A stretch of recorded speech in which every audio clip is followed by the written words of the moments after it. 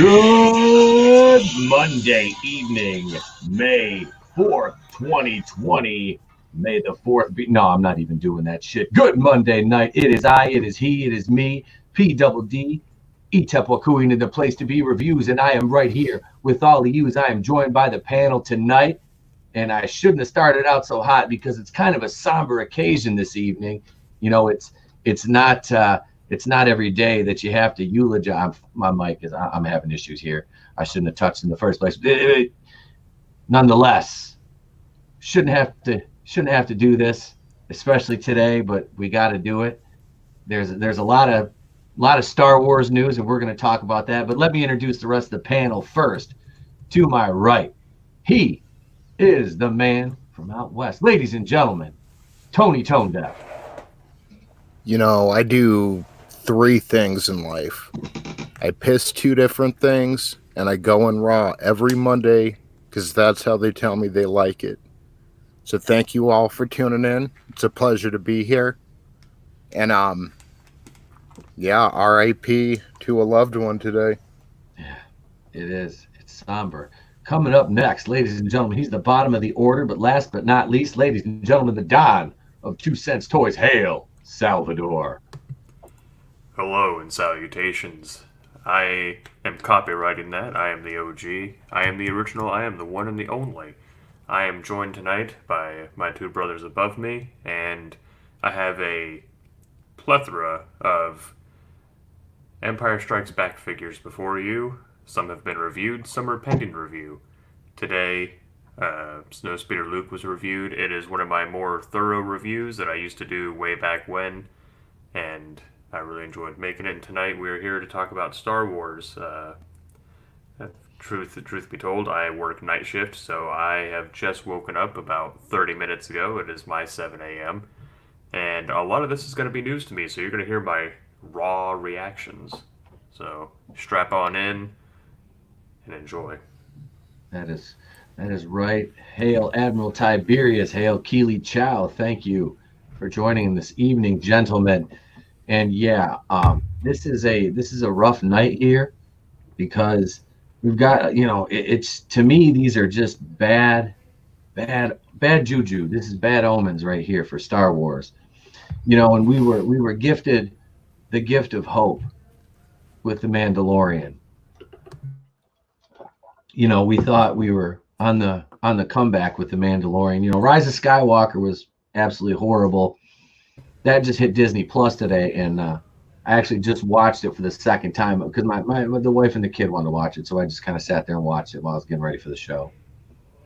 And it was just as bad, if not worse, the second time around. It's not as overtly offensive as The Last Jedi, but there are so many things that I can see why I sat there in the theater the entire time I watched that, because I reviewed it for the channel and I was just angry. Well, today I was disgusted when these rumors came up about what we have in the news, and then we got confirmations today. Of course, they would have to do it on May the 4th. But yeah, so Taika Waititi, we're going to talk about him, and he's been given a Star Wars movie to write and direct. And then we have the confirmation of Jabba the Headland. Leslie Headland, of course, her show is a green light project. So how are you gonna diss Jabba like that, man? I feel bad, and I've got Bib for Taco up there is my avatar. Have both of you seen episode 9? Yes, I have not. I did. Well, let me ask you then, Pete. Would it be fair to say, Rian Johnson went into The Last Jedi with bad intentions? Yes. And there's video proof of him talking about dividing audiences and that being a goal of his. So would it be fair to say, we know Rian Johnson's intentions, but is J.J. Abrams, looking back, did he have good intentions, but was he just incompetent? I think he had better intentions than Rian Johnson, but I think J.J. Abrams does things the way J.J. Abrams does them, and nobody likes it except for him and a few people that do enjoy that style. Yeah. But it doesn't fit with the Star Wars. It really doesn't. Like, it didn't work with Star Trek. From all accounts, from everybody in the know about Star Trek that I talked to anyway, it seems to be the consensus that his Star Trek movies were not successul as far as like being the fans. I don't think he did that great with obviously any of the Star Wars movies, Rise of Skywalker or Force Awakens, because Force Awakens was nothing but a New Hope repackaged. Yeah. And Rise of Skywalker was an amalgamation of everything. It was a mess. It was 3 movies in one, and none of it made sense. And there were so many issues along the way that it was painful to sit through. And then, like I said, there were just certain things where I was like almost as angry as I was at The Last Jedi. I feel like, and this is a deep cut for those playing at home, when I walked away from The Last Jedi, like when I saw Force Awakens in theaters, I was hyped, I was ready for Star Wars. I was cautiously optimistic because I was like, I don't know, I was worried. I think it was Star Trek 6 or something like that, where the old cast is in it for like the first 15 minutes just to get killed off, to hand off the keys to the kingdom to the next generation cats in the movies. Mm-hmm. I was worried that was going to happen. And then I saw it, and I was sitting there, I was watching, and I was like, okay, Jakku, I was like, he's putting plans in a droid. And then this happened. And I was like, it took me all of about kind of halfway through the first act to be like, this is A New Hope. Mm-hmm. Why am I here? I've seen A New Hope. Yeah. And I was like, well, maybe they'll. And then the beats kept getting hit, and I was like, this is A New Hope. I've already seen this movie. And then when I left The Last Jedi, I didn't know how to feel about it at first, because I was like, the thing is, I was kind of programmed to like Star Wars no matter what, and there was like a error kind of thing, and I was like, what? I didn't know if I liked it or not. Like, I couldn't tell, so I had to go back and watch it again. Yeah. And then when I left the second time, I felt like someone had switched out my coffee with Folgers coffee crystals. And I was angry. I walked out of The Last Jedi feeling like a cuckold. I had just watched something I loved. I mean, I just sat there and watched it. It's like almost, you can call it a cuck. You can say it's like the South Park where George Lucas and Steven Spielberg were doing their thing to their old movies. But I mean, it was bad. Like, I just watched something I loved get totally ransacked on the table, and there was nothing I could do about it. You're just forced to watch. Yeah. Oh God, yeah. So I went to see it once. I went to see The Last Jedi once, and like I said, my coworker bought tickets. We went, sitting there, and the movie starts, and the mama joke, and you're like, wait, what? Like, is this Spaceballs? Did Mel Brooks sneak up in this thing? I mean, did he ghostwrite Rian Johnson's movie? And then, you get into the movie and it's like, oh God, like none of this follows the continuity from the last movie, like, at all, barely. It was a shoestring. Yeah, my first inkling that something was, rotten in the state of Denmark was that it picked up directly after after The Force Awakens. Yeah. And we're so used to at least a 3-year time jump. Well, I think what was it? It was like a year, 2 years between Empire and Jedi. Yes. 3 years. Was it 3? Okay. Yeah, because because Empire Strikes Back came out in 80. Right.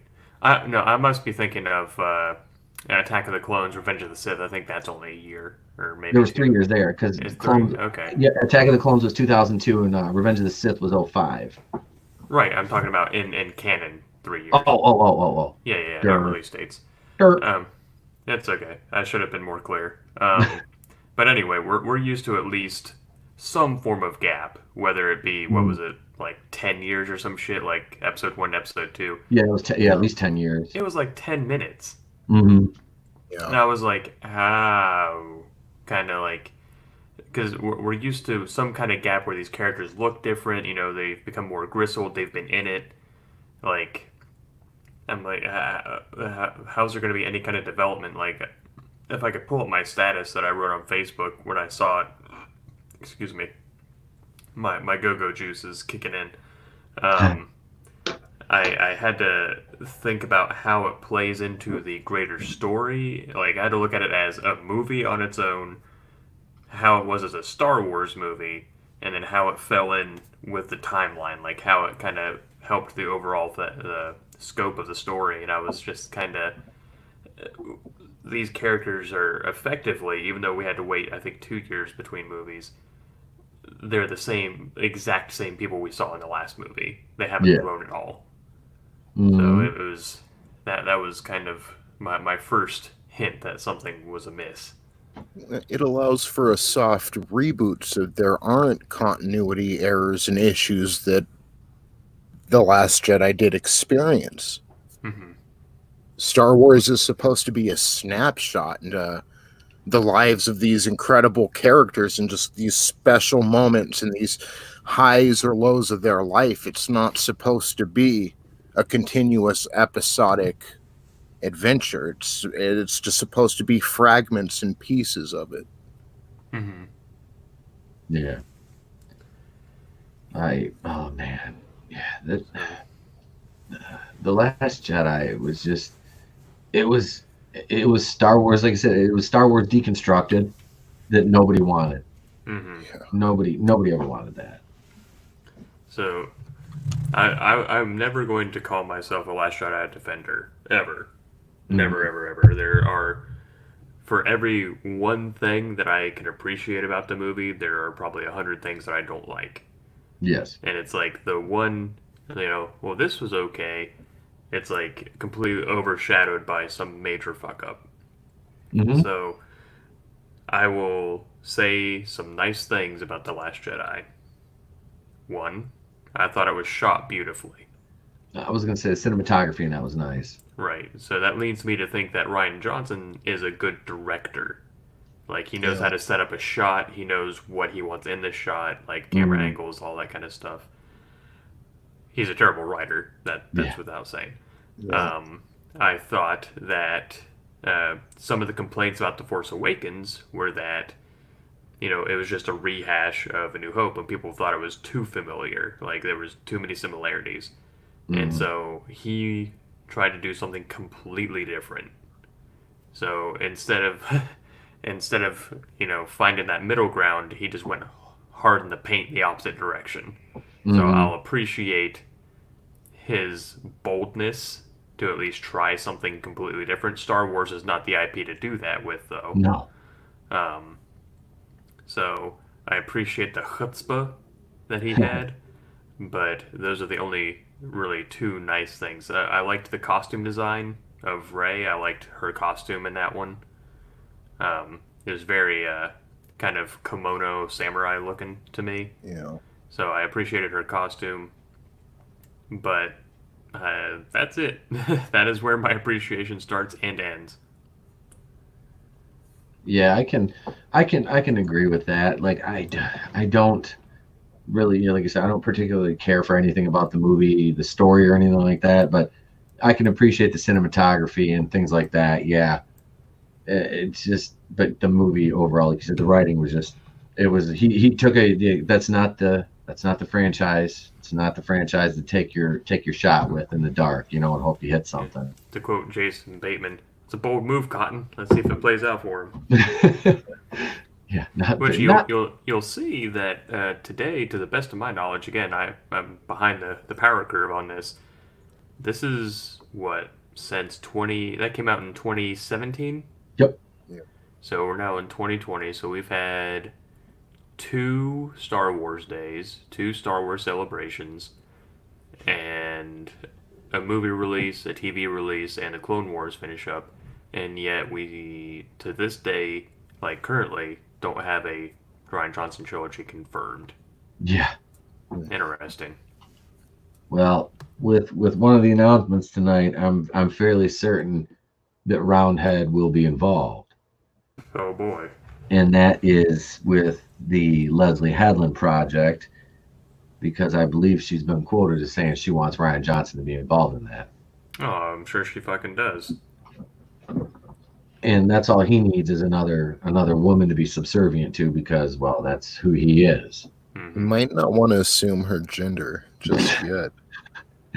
It? Should I refer to it as it? Or I'll just call it the object. Yeah. Well, what is it? We'll just call her the shape.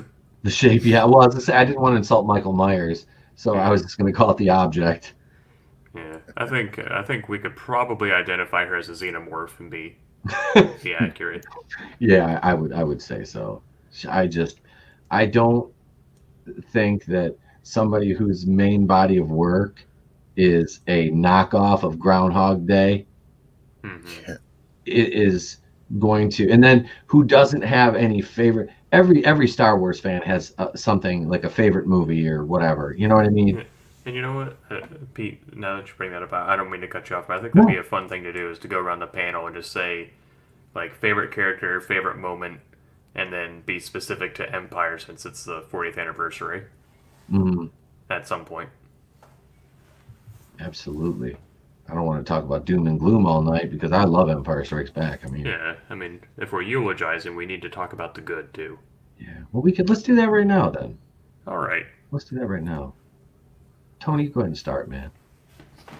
All right, so my favorite moment, that's what we're doing of Empire.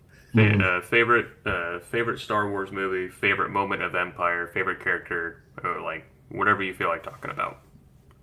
All right, so it's hard because I love all the movies for different reasons, at least the first six. So it's really hard to say a favorite movie because it's like, playing whack a mole. I'll pick one and another pops Right. up, It's so I love the first six movies, but my favorite moment in Empire would be after Luke, dropped down the little chasm or the reactor shaft or whatever in Mm-hmm. Cloud City, and he's hanging from the antenna, and he's freaked out at first, but then he silences his mind and just calls for Leia, and then the scene switches over, and just the look in Carrie Fisher's eyes, and I guess Lando and Chewie being busy in the background. I don't know, but that scene gets me. I mean, that's probably one my favorite Star Wars scene altogether, much less Empire, but it gets me every time. I get goosebumps.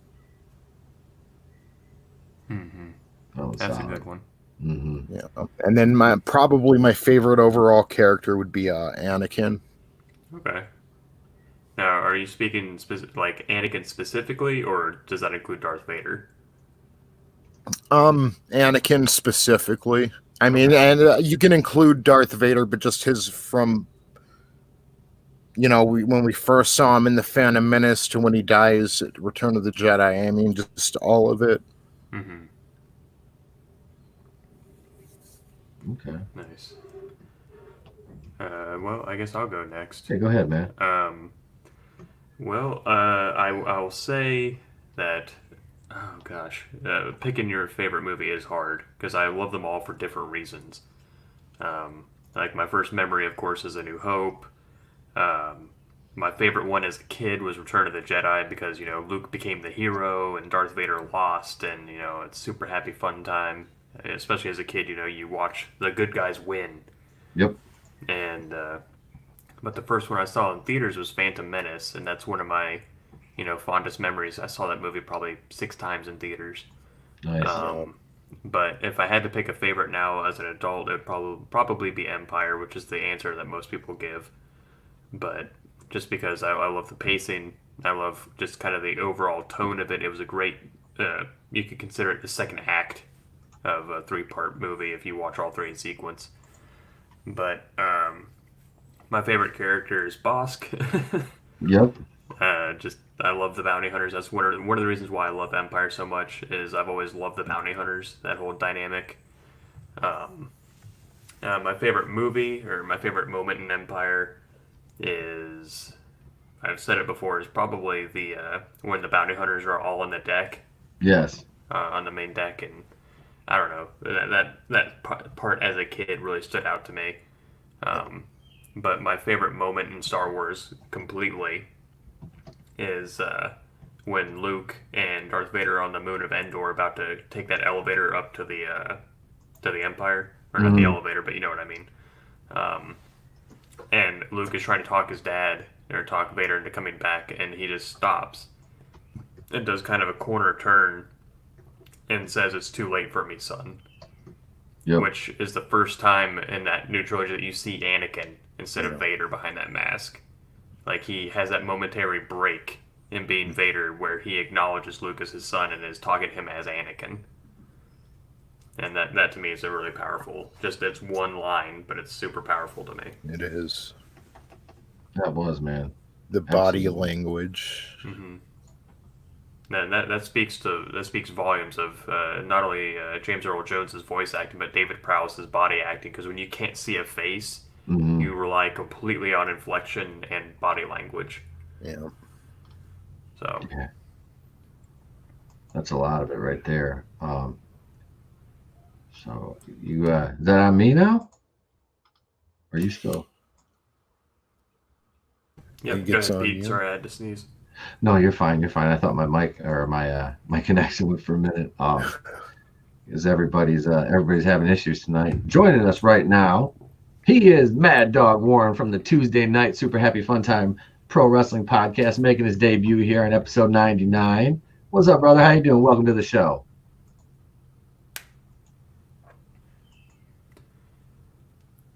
We can't hear you, dude. Oh, you there? Can you hear me? Yeah, we can hear you, but Mad Dog's muted. Oh, your mic is muted. Yeah, see. well, he's doing it on purpose, I think. Yeah, see. So we got the my turn now with the Empire Strikes Back being my favorite Star Wars movie, and I make no bones about that. That's pretty well known. Now, favorite moment, and like you guys said, it's difficult to pick a favorite movie. I mean, for me, it's not difficult to pick a favorite movie because Empire is my favorite far and away. But I do love the original 6. You know, those are all very rewatchable. But Empire is my favorite movie overall, and like I said, favorite Star Wars movie. Favorite moment would probably be, God, I'm gonna have to. And it's not a like make or break moment, but it's the Battle of Hoth. I love Hoth. That is I want to build and I've had the plans drawn up for like a whole like Hoth's like diorama setup when I get settled in somewhere where I can do it. But that is my favorite like scene would be like the Battle of Hoth probably. Mm-hmm. And my favorite character is Count Dooku. That is I love Count Dooku. Like he is. I mean, there's a lot of characters in the original trilogy, but Count Dooku is just like it was Christopher Lee that really put him over for me, you know. And I don't know, man. It was just it's such like a aura of almost. It was like that, you know, not like kind of like a stately manner about him. Yeah. And that it just like it conveyed such power, and he was rich and powerful before he even joined the Jedi Order. You know, he came from a very well-to-do family, and then he still became like one of the most powerful Jedi until he disagreed with the code. Then he just kind of, you know, flipped. And I'm like, I always liked him, and I thought he got such an unfair shake in the movies, you know, because it wasn't supposed to happen that way for him. But that's mine right there. Let's see. Let's add Jared's back. Hey, can you hear us? I can hear you guys. Can you hear me? There we go. Yes, there we are. All right. So it said it was fine. All right, Mad Dog, we're shotgunning you. Yep. Favorite Star Wars movie, favorite character, favorite moment of Empire Strikes Back, and favorite moment of the movies overall. All right. Favorite one I think is The Force Awakens. Let's see. Favorite moment is probably when Rey like takes the Force lightning. You know, that was pretty awesome. Keep talking. I'm drinking my soy real quick and I know. nipples. the blue milk, that has a real big impact on me. This is the best troll job ever. Because Star Wars, man, best director J.J. Abrams, he nails it. It's great. Mm-hmm. Keep talking. I'm not done yet. Is that convincing? Oh, okay. You were selling it. You're giving it the hard sell. See, I love. I love when they, you bring in new characters as the villain, like Snook, and he totally, is ineffective as a bad guy. To me, that drives the characters. The wardrobe, I really like high-waisted pants, and I mean, those are awesome. Shit. I actually felt something in a movie when like Chewbacca died, and they had to everybody screaming because she shot the Force lightning, and then what? And then I felt better because literally 30 seconds later they show he's okay, But they had to go get him, and I'm like, cool. So now they're gonna go bust him up because she had Force ability that senses a Wookiee, That's great. That was really impactful. And then there's this awesome breaking in scene, kind of like what they did in New Hope, but they really ramped it up. It's like 3 guys taking on a whole battle cruiser. It's like that is freaking amazing. So yeah, Star Wars. Star Wars, fuck yeah. Yeah. Hell yeah. Oh. Yeah, so I just watched Rise of Skywalker today too. Oh yeah, shit. That was terrible. I didn't see that unless I was in the theater. The fucking wife and the kid want to watch it, so they were like, yeah. I sat there, and like I said, my wife had to tell me to stop a couple times. I was literally getting visibly angry. I was like, this is so fucking stupid. Trey's like, stop, Dad. I'm like, no, this is stupid, son. You have to understand this. I was like, I goddamn, I taught you how bad The Last Jedi was.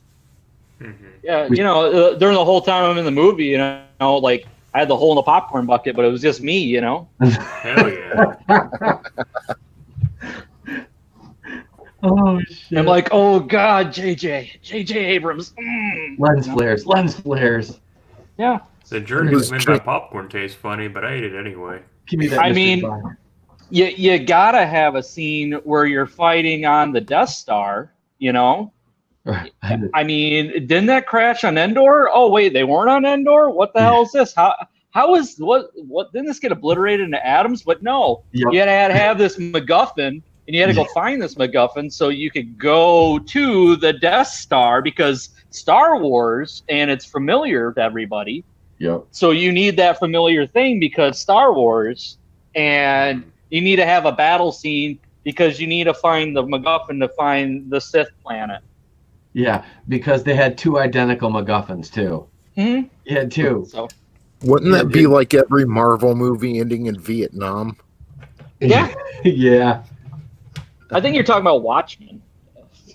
Or is it Watchmen? It's every fucking movie ends with paint it black, and then they're in Vietnam for some reason. Yeah, whatever. It's Vietnam. Yep. Hell yeah. Star Wars in Vietnam. That's what's next. Why not, man? Taika Waititi. Fuck it. Let's just merge Star Trek and Star Wars together. It's the same fucking show. Have you seen Picard? All I know about Picard is he got verbally bitch slapped the entire last season, and that lady was like, sheer fucking hubris. I've seen that cut like 1,000,000 times. I'm like, they don't talk. I'm not the big Star Trek fan, but I know they don't talk. They don't talk like that. Star Trek is about. There's no poverty. There's no racism in the Star Trek universe except with other races that are not part of the Federation. Yeah. Picard's not Star Wars. Star Wars? That's not Star Trek. And that's all. We're not here to talk about Star Trek. The other Star stuff that's going to hell in a handbasket right now. I mean, Star Wars doesn't have an STD yet, but I mean, it did get an incurable dose of the Ruin Johnson. which I mean, we can. Is he the Jar Jar Binks of the Star Wars universe? He's God. I don't know. I think he's more of fuck. I don't know. But I mean, it takes a shitty writer to ruin Benicio del Toro in a movie. Mm-hmm. I mean, you had Benicio del Toro, and what did you do? Make him stutter. That was your whole gimmick. You made him stutter. Well, they could have CGI'd him, you know. They could have done something with him. The man is such a good fucking actor, and they just like, here, you're going to be the stuttering thief who betrays the potato sack and the stormtrooper who probably could have been. No, as I say, Finn, they ruined Finn, man. That was the one thing that JJ set up that could have been good was you gave a redemption arc to a stormtrooper. And we got to make way for more characters. Characters. So that was what makes things awesome. A bumbling idiot. Oh. They needed to make the show, which is what they did. They made this movie like a Saturday morning cartoon for ADD kids. Oh, fuck yeah. Like Pee-wee's Playhouse. Like, you need to cram as much stuff as you can in a little as time as you can. So you're just always like, wait, what? And then, you know, what about this? No. We're on to this now. We got to do this. You know? Mm-hmm. Yep. Yeah, they were all over the place. I mean, it wasn't even funny. It was a nightmare. I don't think I've verbally groaned more times in the theater watching a movie than that. And I've seen Cats. So. Yeah. I just watched that one. I didn't go to the theater and see that one. Now, Charlie's Angels, when I was sitting there watching Charlie's Angels, like 27, like I said, I never text during the movies, but like I was a half hour in and I was texting the guys going, oh my God, I want to leave. But I drove a half hour to get here. Yeah. So, but this is just, so we can kind of move on with the theme of how bad Star Wars is getting now. Wait, Leo, let me go up here. Let's see. FlareX says, to find the MacGuffin that leads to the MacGuffin that leads to a place where the MacGuffin guides the MacGuffin to the end of the movie. That was basically the Rise of Skywalker right there. MacGuffin Wars. MacGuffin Wars. Did Lazarus write this movie? I bet the new Battlestar Galactica reboot is going to be woke as fuck. You know what? I don't know. I'm not a Battlestar Galactica aficionado. I know Katie Sackhoff was in the last one. She played Starbuck, and that was like a flip character. But Katie Sackhoff played that like I said, I don't think anybody had a problem with her in that. I really don't. Let me go back to my Taika Waititi, my bib for Taika TV picture here. He's a Twi'lek. That's insulting to Twi'leks, though. It is. It's fine though. The male Twi'leks are ugly anyway, so. Yeah. Then they can't all be IL Sakura. No. Or they can't all be Ula either. Oh God, Ula's like the OG. She was my first love. Yeah, she was hot, man. She still looks good too. That's a thing. Mm-hmm. I saw a picture of her at a convention from like a year or two ago. I was like, holy shit. Yeah, when they did the some of the re-edits for that scene. They actually brought, God, I can't ever remember her name, but they brought her back, the same actress, to reshoot her films, and she looked the same. That's fucking amazing. So. That is truly amazing. Mm-hmm. Because that was a long time ago. Yes, sir.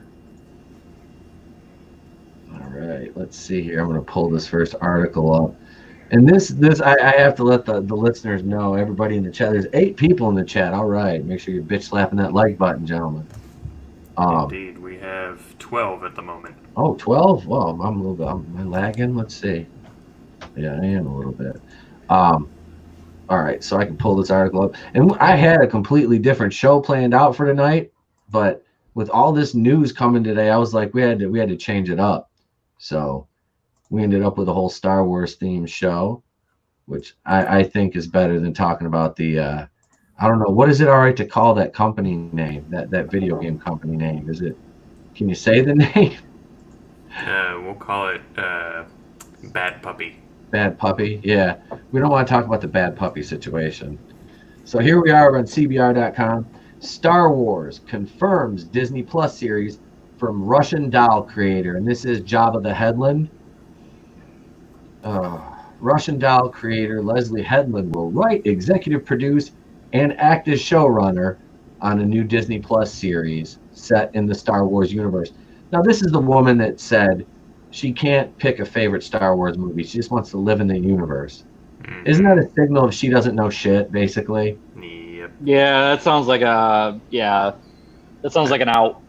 Yeah. I mean, even if you have a kind of how most people do, they have a kind of a rotating list. Like any given day, it could be any of them. Yeah. At least she should have been able to squat out like, well, it's between these two or something. It sounds like she probably doesn't even know the official names or anything. Is it better to say nothing, or would it have been better or more delicious if she actually said like The Last Jedi? I would have at least appreciated the honesty if she had Yeah. said something like that. If she would have been like, "Oh, my favorite's First Contact." I like the Wrath of Khan. Yeah. Oh, was the last one The Journey Home? Something like that. So Russian Doll creator Leslie Headland is officially working on a Star Wars Disney Plus series. StarWars.com announced Headland is writing, executive producing, and show running the new series. However, details about the project, including which character will lead it, are being kept under wraps for now. Late last month, reports about Headland's Star Wars project surfaced online. According to these reports, the project will be led by a female character and will take place at a different point in the Star Wars timeline that project's currently in development. However, those details have not been confirmed at this time. Headland isn't the only newcomer to the Star Wars universe. As revealed in the same announcement, Thor Ragnarok director Taco Tuesday will also helm a new Star Wars feature film, with the 1917 scribe Christy Wilson Cairns co-writing the script with him. Future Star Wars projects for Disney Plus include a Cassian Andor series that nobody asked for. Obi-Wan series that we've been waiting for a long time, but now I don't know if I want it because I'm not the biggest fan of Ewan McGregor at the moment. And release dates for both are unknown. Star Wars Cassian Andor is believed to premiere in 2021, which is code for they don't know shit. All right, so I pretty much covered both articles there. We'll go over the second one later. Leslie Headland. This is terrifying because, okay, so you just developed all this goodwill with the Mandalorian. Like they showed that they're capable of producing good Star Wars. They proved that they're capable of that. Now they've gone and just basically stepped all over their dicks. And you come at me with Leslie Headland running I don't care if it's a female-led fucking show. That doesn't make a difference. It can be female-led. That's fine. But with Leslie Headland, you kind of know what you're getting. You know what road this is going to travel down, and all that goodwill that Favreau and Filoni just established with the Mandalorian is going to dissipate under the fucking weight of this fucking intersectional feminist land whale. It's just true. I mean, I don't know what else to say. I mean, what can she possibly do that is not going to be divisive here? I'm not even mad at her. I'm mad at Kathleen Kennedy and Chapek and Iger or whoever wakes up in the morning and looks in the mirror and says, this is what people want right here. Yep. And then they go sign checks and hand people like Leslie Headland large amounts of money to spew their garbage on Disney's, massive platform. That's who's to blame for this. A hateful person or a racist, that they're going to be that regardless of if you're handing them money or not. So yeah, the problem starts at the top. Oh, definitely. Iger could have put a stop to this. Yeah. But they didn't. Do you think he was really mad about it?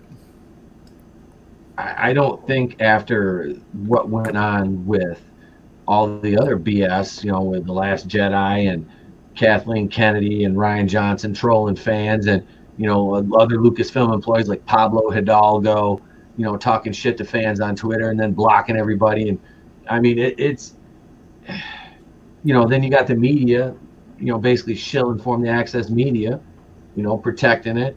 It's to where, like I said, this just sets up a default defense mechanism for this show, because now if you criticize the show, even if the show is bad, if it is bad, I don't really want to judge it right now, but I kind of feel like I know what we're going to get with this.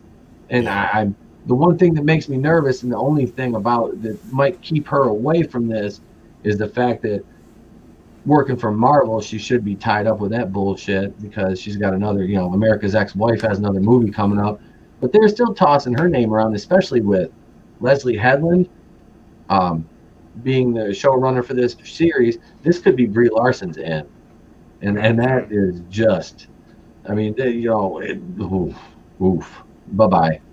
So here's the big thing that I feel like no one else has noticed this, because no one's talking about it, is for those that don't have Disney Plus, there's no rating system for anything.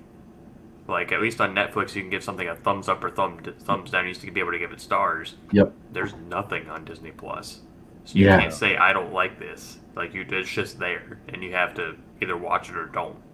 And all they're gonna see is people, whether they're hate watching it for their YouTube channels, or they're shill watching it, or there's like normies like, oh, Star Wars, it's hip to be a nerd, I'll watch that. All they're gonna say is like, oh, it was watched this many times, that means people like it, and that's the shield they'll hide behind, because there's no way to upvote or downvote what you like and dislike on that platform.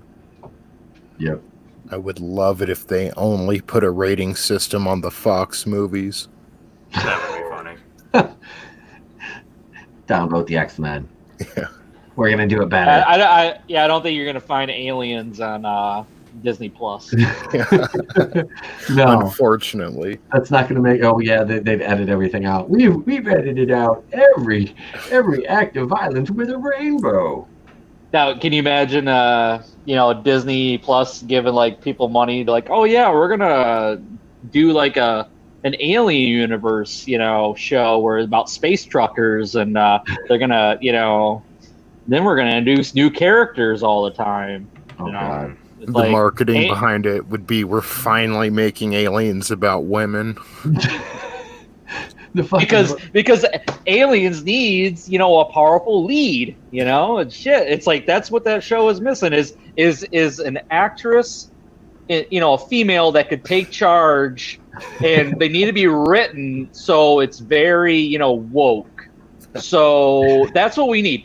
We need to shove it into our face, because Aliens never had that, where you could attach to somebody and not realize, oh yeah, she's female. It doesn't matter. Oh, that's what we need. That's why we have these shows.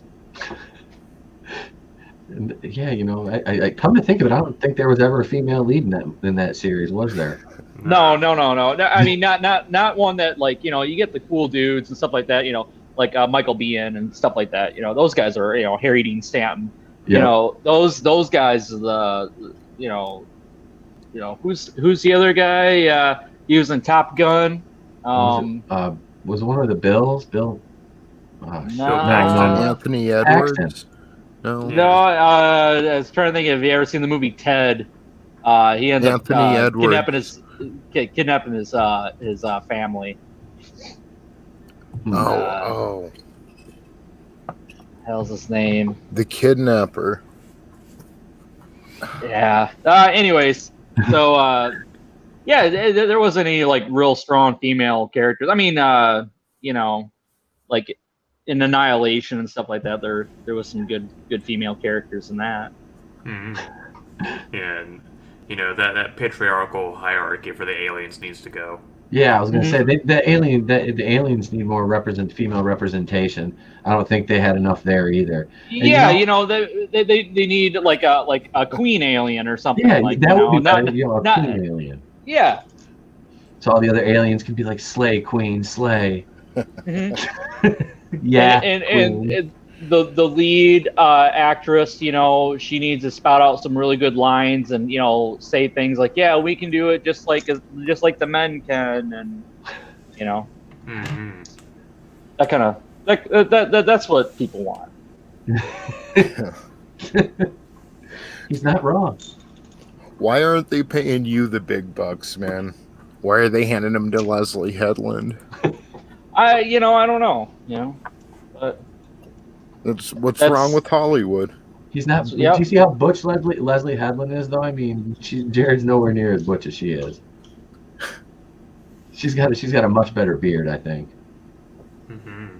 Much of my power arises from my beard. I was gonna say some might call her butch, some might call her effeminate, depending on what she was assigned at birth. I mean, what she identified as that day. Yeah, fugly. That's all I know. Fugly. She watched a Saturday Night Live skit as a child and took it to heart, and that skit was Pat. Oh. My cat lipstick. What's up, Raiders Lost Flicks? Hail, Alan Yaskowitz. He says, wait, hang on. Let's see here. We got a problem, if you ask me, is that too often in a series they're just replacing male characters with female and having the women accomplish the man's deeds instead of new situations for the women. Absolutely. That's a problem? I didn't know that was a problem. I just thought that was smart writing. I mean, I thought that was the solution to the patriarchy, wasn't it? Yeah, you want something fresh? Just take a male character, make it female, or take a white character and make him black, and you got that's creative thinking right there. That's the way it is. I was kind of pissed. I thought, it's this new generation of Star Wars. I thought they would race swap Lando Calrissian in Episode 9. I was like, why not? Make Lando, make him like, I don't know, make him Asian. Why not? What the hell? Make Lando Asian. Make the lead non-binary. Yeah, that's I can. Well, they're doing that. Aren't they doing that in that High Republic thing? I did a video on that. That High Republic thing is just going to be kind of a hot mess too. Well, that's that's what's important, not storytelling. It's the actual what the Yep. And what the sexual preference of the person and their gender. That's what's important, not the story. Well, look at that book that basically just went back and hosed Luke Skywalker out again. That Alphabet Squadron. Okay, and I don't think that there's been a more fitting name for a book about Star Wars in the Disney era than goddamn Alphabet Squadron. I think that pretty much just like sums up Disney's entire fucking like tenure of Star Wars right there. You want me to pitch you an awesome show right now? Yeah. Rogue Squadron. Get another guy, it could be Luke Skywalker, do that whole bit where, in between Star Wars A New Hope and, Empire Strikes Back, them flying on missions and shit. Yeah. Do it like Mandalorian, small, like mini movies. Mm-hmm. I'd watch the shit out of that. Yeah. I mean, you don't need big epic battles. Just have them fly missions, get scuttled, where they got to survive in like some weird planet and shit. Yep. It's like, it's like, that'd be fucking amazing. I mean, base it around World War II dogfights. Yes. Like there's tons of stories like that. Make it about that. You have, like you said, small skirmishes and stuff like that. Yeah, like his friends, he's making new friends. You can introduce new characters. They die. You feel something. You boo-hoo, And they sell merch and everybody's happy. Yeah, they sell the toys. You can introduce new ships. Yeah, dude. Shit. The video game Rogue Squadron series was amazing. So, but no. You can't have Star Wars about war. Yeah. That's not what this is about. That High Republic, that whiteboard they showed. Do you guys remember that? They showed the whiteboard and it said like not about war or something like that. And it was like, what the? And they had the undertones. It was like, and everything they were talking about is like, this isn't even like, this is called Star Wars. This isn't Star Peace. Right. Well, this isn't Star Hippies. I mean, I don't mind hippies, but I mean, they got good weed. But still, I mean, it's like I'm watching Star Wars. I want to watch fucking Star Wars. Shit, like look at where everything's based around. It's like Nazi Germany. It's like the whole thing is based around that. That's the focal point. Yeah. Yep. I mean, it's it's the Empire is based on that. I mean, stormtroopers. I mean, it's stormtroopers. Yep. The Imperial officers' uniforms were very They're very boss. Oh yeah. Yeah, they are. I mean, but so they got this whole, you've got everything laid out in front of you, and this is the direction you decide to go. And then they take that Alphabet Squadron book, and then they try to prop Jyn Erso up like she's the one responsible for blowing up the Death Star. Like the Last Jedi didn't do enough damage to Luke Skywalker as it is. And then you do this. Now you try to prop Jyn Erso up when, like we were talking about the other day, Jyn Erso's not even, her dad designed that flaw in the Death Star.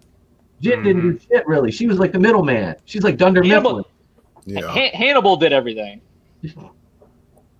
Hannibal, nice, because he was Hannibal in the TV. He cooked up those plans. It's true. He's true. But so I mean, I don't. Why? It's like, why would you even do that? Because you have Rogue One is like the most acceptable Disney Star Wars movie. Like for the most part, I enjoyed Rogue One. It's a necessary movie to make, but it was at least there was things that I liked. It was like a war movie that had a little bit of Star Wars in it, you know. Yep. And that's what I dug about it, was that Battle of Scarif is like my favorite part of the entire fucking movie. But then you take, like I said, Jyn Erso is like, she's a pretty like non-offensive character, you know. I mean, nothing really, like she's not like a straight up like Mary Sue or anything. And it was just like, then you do this, and it's like the Alphabet Squadron leader's like, no, Jyn Erso did this. All Luke did was, you know, fire the shot, and it's like, so Jyn did it. So Jyn with her force abilities could have been up there flying the X-wing too. Oh, that's right, she got evaporated. Jyn Erso sent an email. Yeah, her dad planted the bug. Someone else, another one of their an Imperial pilot, risked his life to escape and go tell Saw Gerrera, who then died for that. It's not a one-person thing. It's Star Wars is always about, it's everybody came together. You know, she wore that tight suit. That's what's important. Yeah, she did. There's a lot of things I want to ride in Star Wars, but Flare X, the Bothans, that was the second Death Star. Yep, many Bothans died. Yep. Yeah. Who the hell's Manny Bothans? I don't know who Manny Bothans is. I've never seen him. I want to see a character named Manny Bothans in the new show. Fuck it, why not? They need to bring. You know what we need? If they're gonna make Star Wars shows, they need to make a show about Wilro Hood. You know who? No. Make one about Rose. No, make one about Paige. At least make one about the hotter Tico sister. If you're gonna do it. But seriously, do you guys know who Wilro Hood is, right? No. No. In the end of Empire Strikes Back. He was the ice cream maker guy. Oh, that's Wilro Hood. We need a show about him. They could have Neil deGrasse Tyson play him. Hell yeah. I think we should have Michael Winslow play him. Michael Winslow. He just running around making all the sound effects on the ship as he goes. Talking to R2-D2. Or what's you have a show about like a touring band, the Rebo Williams or whatever his name is, Rebo Band. Max Rebo Band. Yeah, just them on tour. That's it, you know. Hell yeah. Whole show. Bum bum bum bum. One of them has a death sticks problem. What's the oh wait, here we go, right here, ladies and gentlemen. First one tonight. They should make a show about Princess Leia, the younger years. R. Kelly. They probably will. And that's like what all computer animated too. It's really her too, you know. Computer animated. And it shows her how she can like force fly and they shit. should use, if they're gonna do that, they should use her daughter. Yeah. Because her daughter is kind of a dime too. I'm not gonna lie, man. She looks smoking on an American Horror Story. But she does look a lot like her mom, though. So I mean, if they were gonna do a younger Princess Leia show, I mean, I don't really want to see it necessarily under this leadership. I don't need it. I don't want it. It's not something we need anyway. But if they were, need to stop. The real problem is they need to stop making stuff around stuff that's already like established. Yeah. I mean, that's why Mandalorian is so awesome, is because it has nothing to do with anything. It's just something happening in the universe of Star Wars, and it's fresh, and that's why it's great. It's not has nothing to do with force lightning and fucking pink lightsabers and fucking shit like that. Mhm. Even though I like that stuff, but I don't like it in the new shit No, because it's not they don't handle it right. not fun. Nope. I think They need to go back to making shit like samurai movies and stuff, and that's why Mandalorian's awesome again. It's like a spaghetti western, Mhm.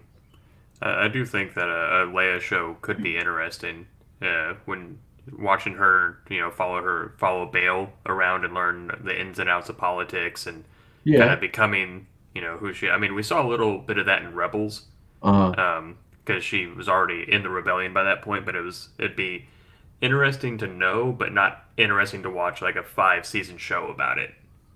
You know what I mean? I'd rather just have that knowledge just planted into my head instead of having to we're gonna make 8 movies about it and a tie-in TV show. But no, that's too much. You do like a one like 6 or 7 episodes and that's it. Yeah, a small mini series and call it a day. Like one of those limited engagement series, kind of like they set that new Walking Dead show, The World Beyond. They're like, it's 2 seasons and done. That's it. That's what you do with your Leia show. You make it a certain amount of time. It's going to cover this time period right there, and we're done with it. That's it. Mm-hmm. But oh wait, here we go. Here's another from Leo Red. I'm glad I got to see young Anakin Skywalker in my lifetime. Michael Jackson. Can I just say with the Leia show too, it doesn't have to end with her getting the Death Star plans all syncing up with Rogue One. I mean, you can end it a year before everything goes down. That I'm just saying it'll be okay. Mm-hmm. Yeah. The world will keep spinning. Yep. You don't need all the blanks filled in. Yeah. All you got to do is push it in that general direction, and we know where it's going to end up. I the little the gaps we're talking about, Sal, with the gaps between the Star Wars movies. That's leaving a little to the imagination. That's like the lingerie of the trilogy, Right. Leave a little something on. It's okay. Mm-hmm. That's what I'm saying. There's a such thing as too much. You got to let us let the. That's the thing. You're supposed to invoke the imagination and the sense of wonder. You can't do that if you explain every single little detail out. Exactly. You got to leave something up to the viewer to kind of guess and talk about, because that's what makes these movies survive. It gives them legs. Is the comic book conversations that happen years later. Yeah. But what do I know? But I don't think they would have the common sense to do it right, though. They would want to make it, and they would go back and they would retcon her as being like they did in Rise of Skywalker with the one scene they show young Leia. What's she doing? Boots Luke to the ground. Mm-hmm. I mean, I groaned at that part in the theater. I was just like, are you and I know in the EU she was trained and all that, but it was never a question of pitting her against Luke. I was just like, they had to show her in that one scene getting over on him. Mm-hmm. It's just heavy. So you just can't stop yourselves from shitting on this character. Nope. They just can't do it. It's like they did in the cartoons, those little Galaxy of Adventure. Galaxy of Adventure cartoons. When they redid A New Hope, Leia was kicking Chewie and Han and Luke in the ass, shoving them down the garbage chute. She was shooting all the stormtroopers. Luke couldn't shoot the thing across the galley. He tangled himself up in it, and she had to do it. She kept looking at him like he was an idiot. Mm-hmm. Oh yeah, it was. I watched that and I was like, "Are you fucking kidding me? Are you serious right now? What do you gain from that? What is there to be gleaned from that? I mean, what are you getting? You getting woke? Is a company you're trying to get woke points?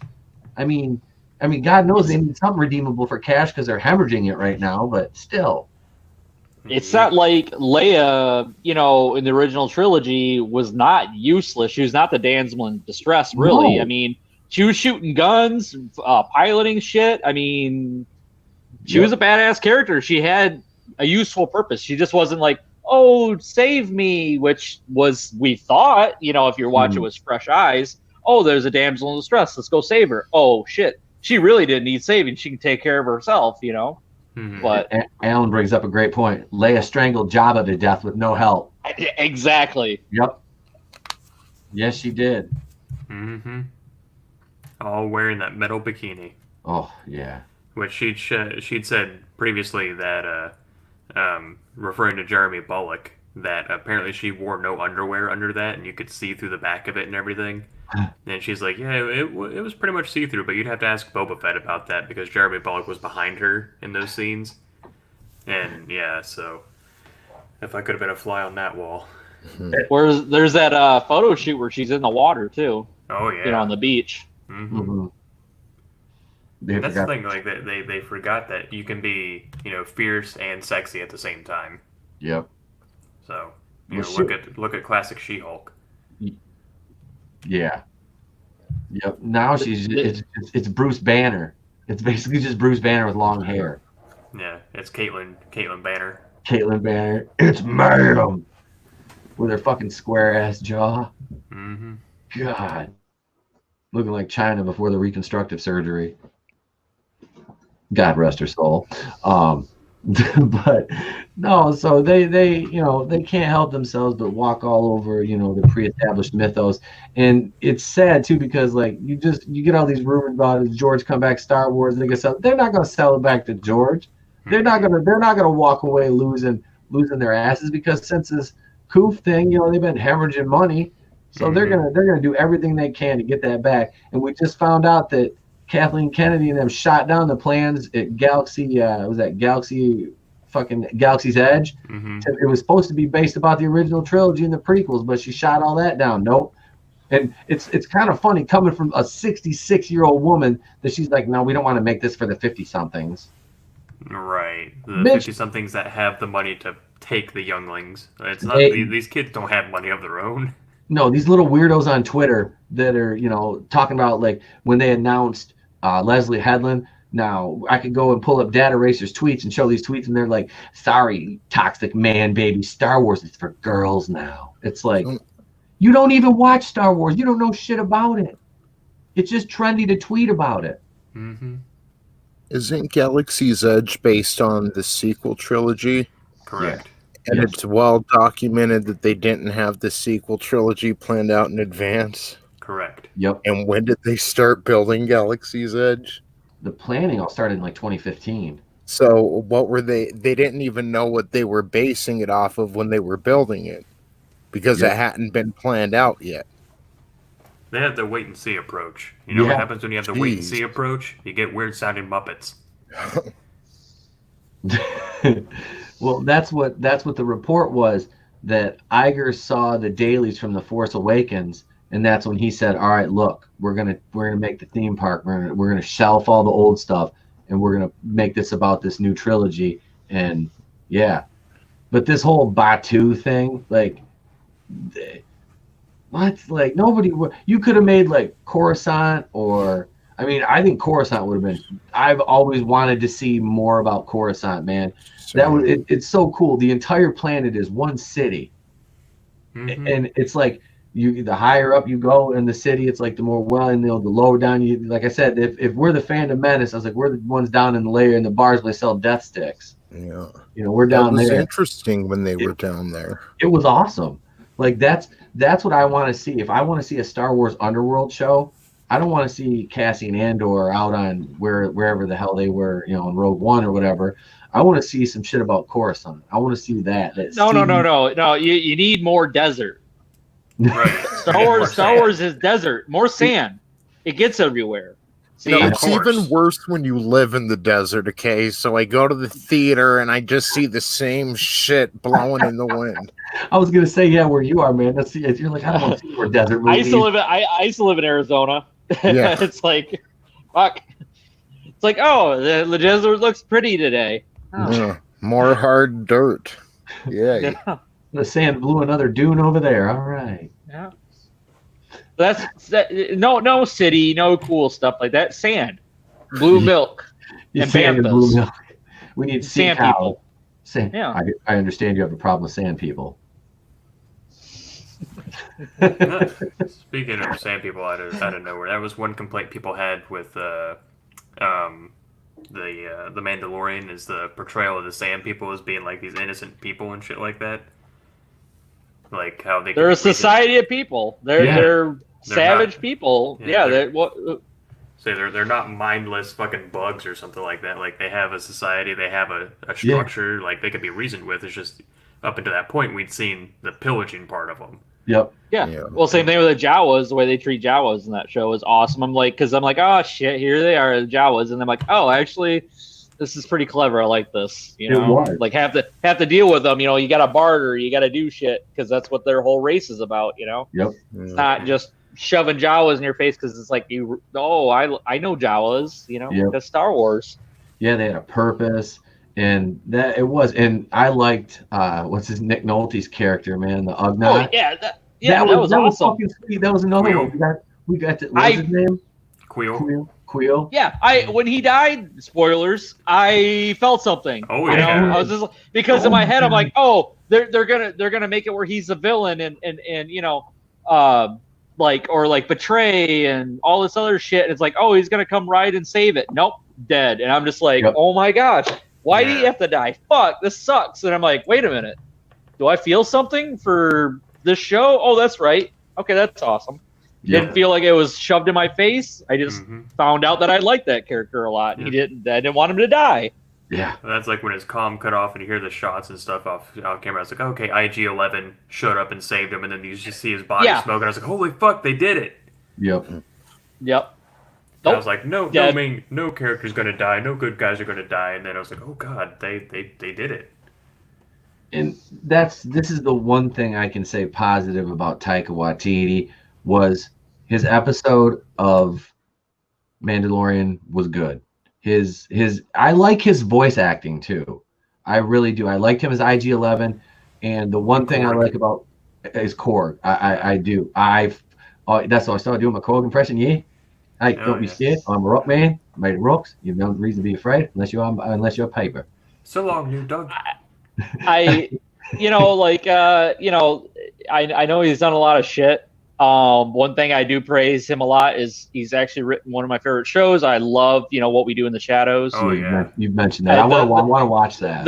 The movie is amazing. He's in it. But the show, the characters, it's so hilarious. What they did with the with the vampire lore, they based around Bram Stoker's Dracula, that rule set, and they just kind of threw it in like a modern day mockumentary, and it's the way they interact with each other and the way they interact with people in society. It's written really well, and the characters you care about them, but they're like for like one-dimensional characters. They're vampires, Right. It's like that's pretty base. So it's like you're gonna run out of ideas soon, but you don't when you're watching the show. You're like, oh shit! It's like, yeah, what would happen if you got a vampire in and he's like trying to seduce people into coming into their house, so he targets like Dungeons and Dragons people and stuff like that.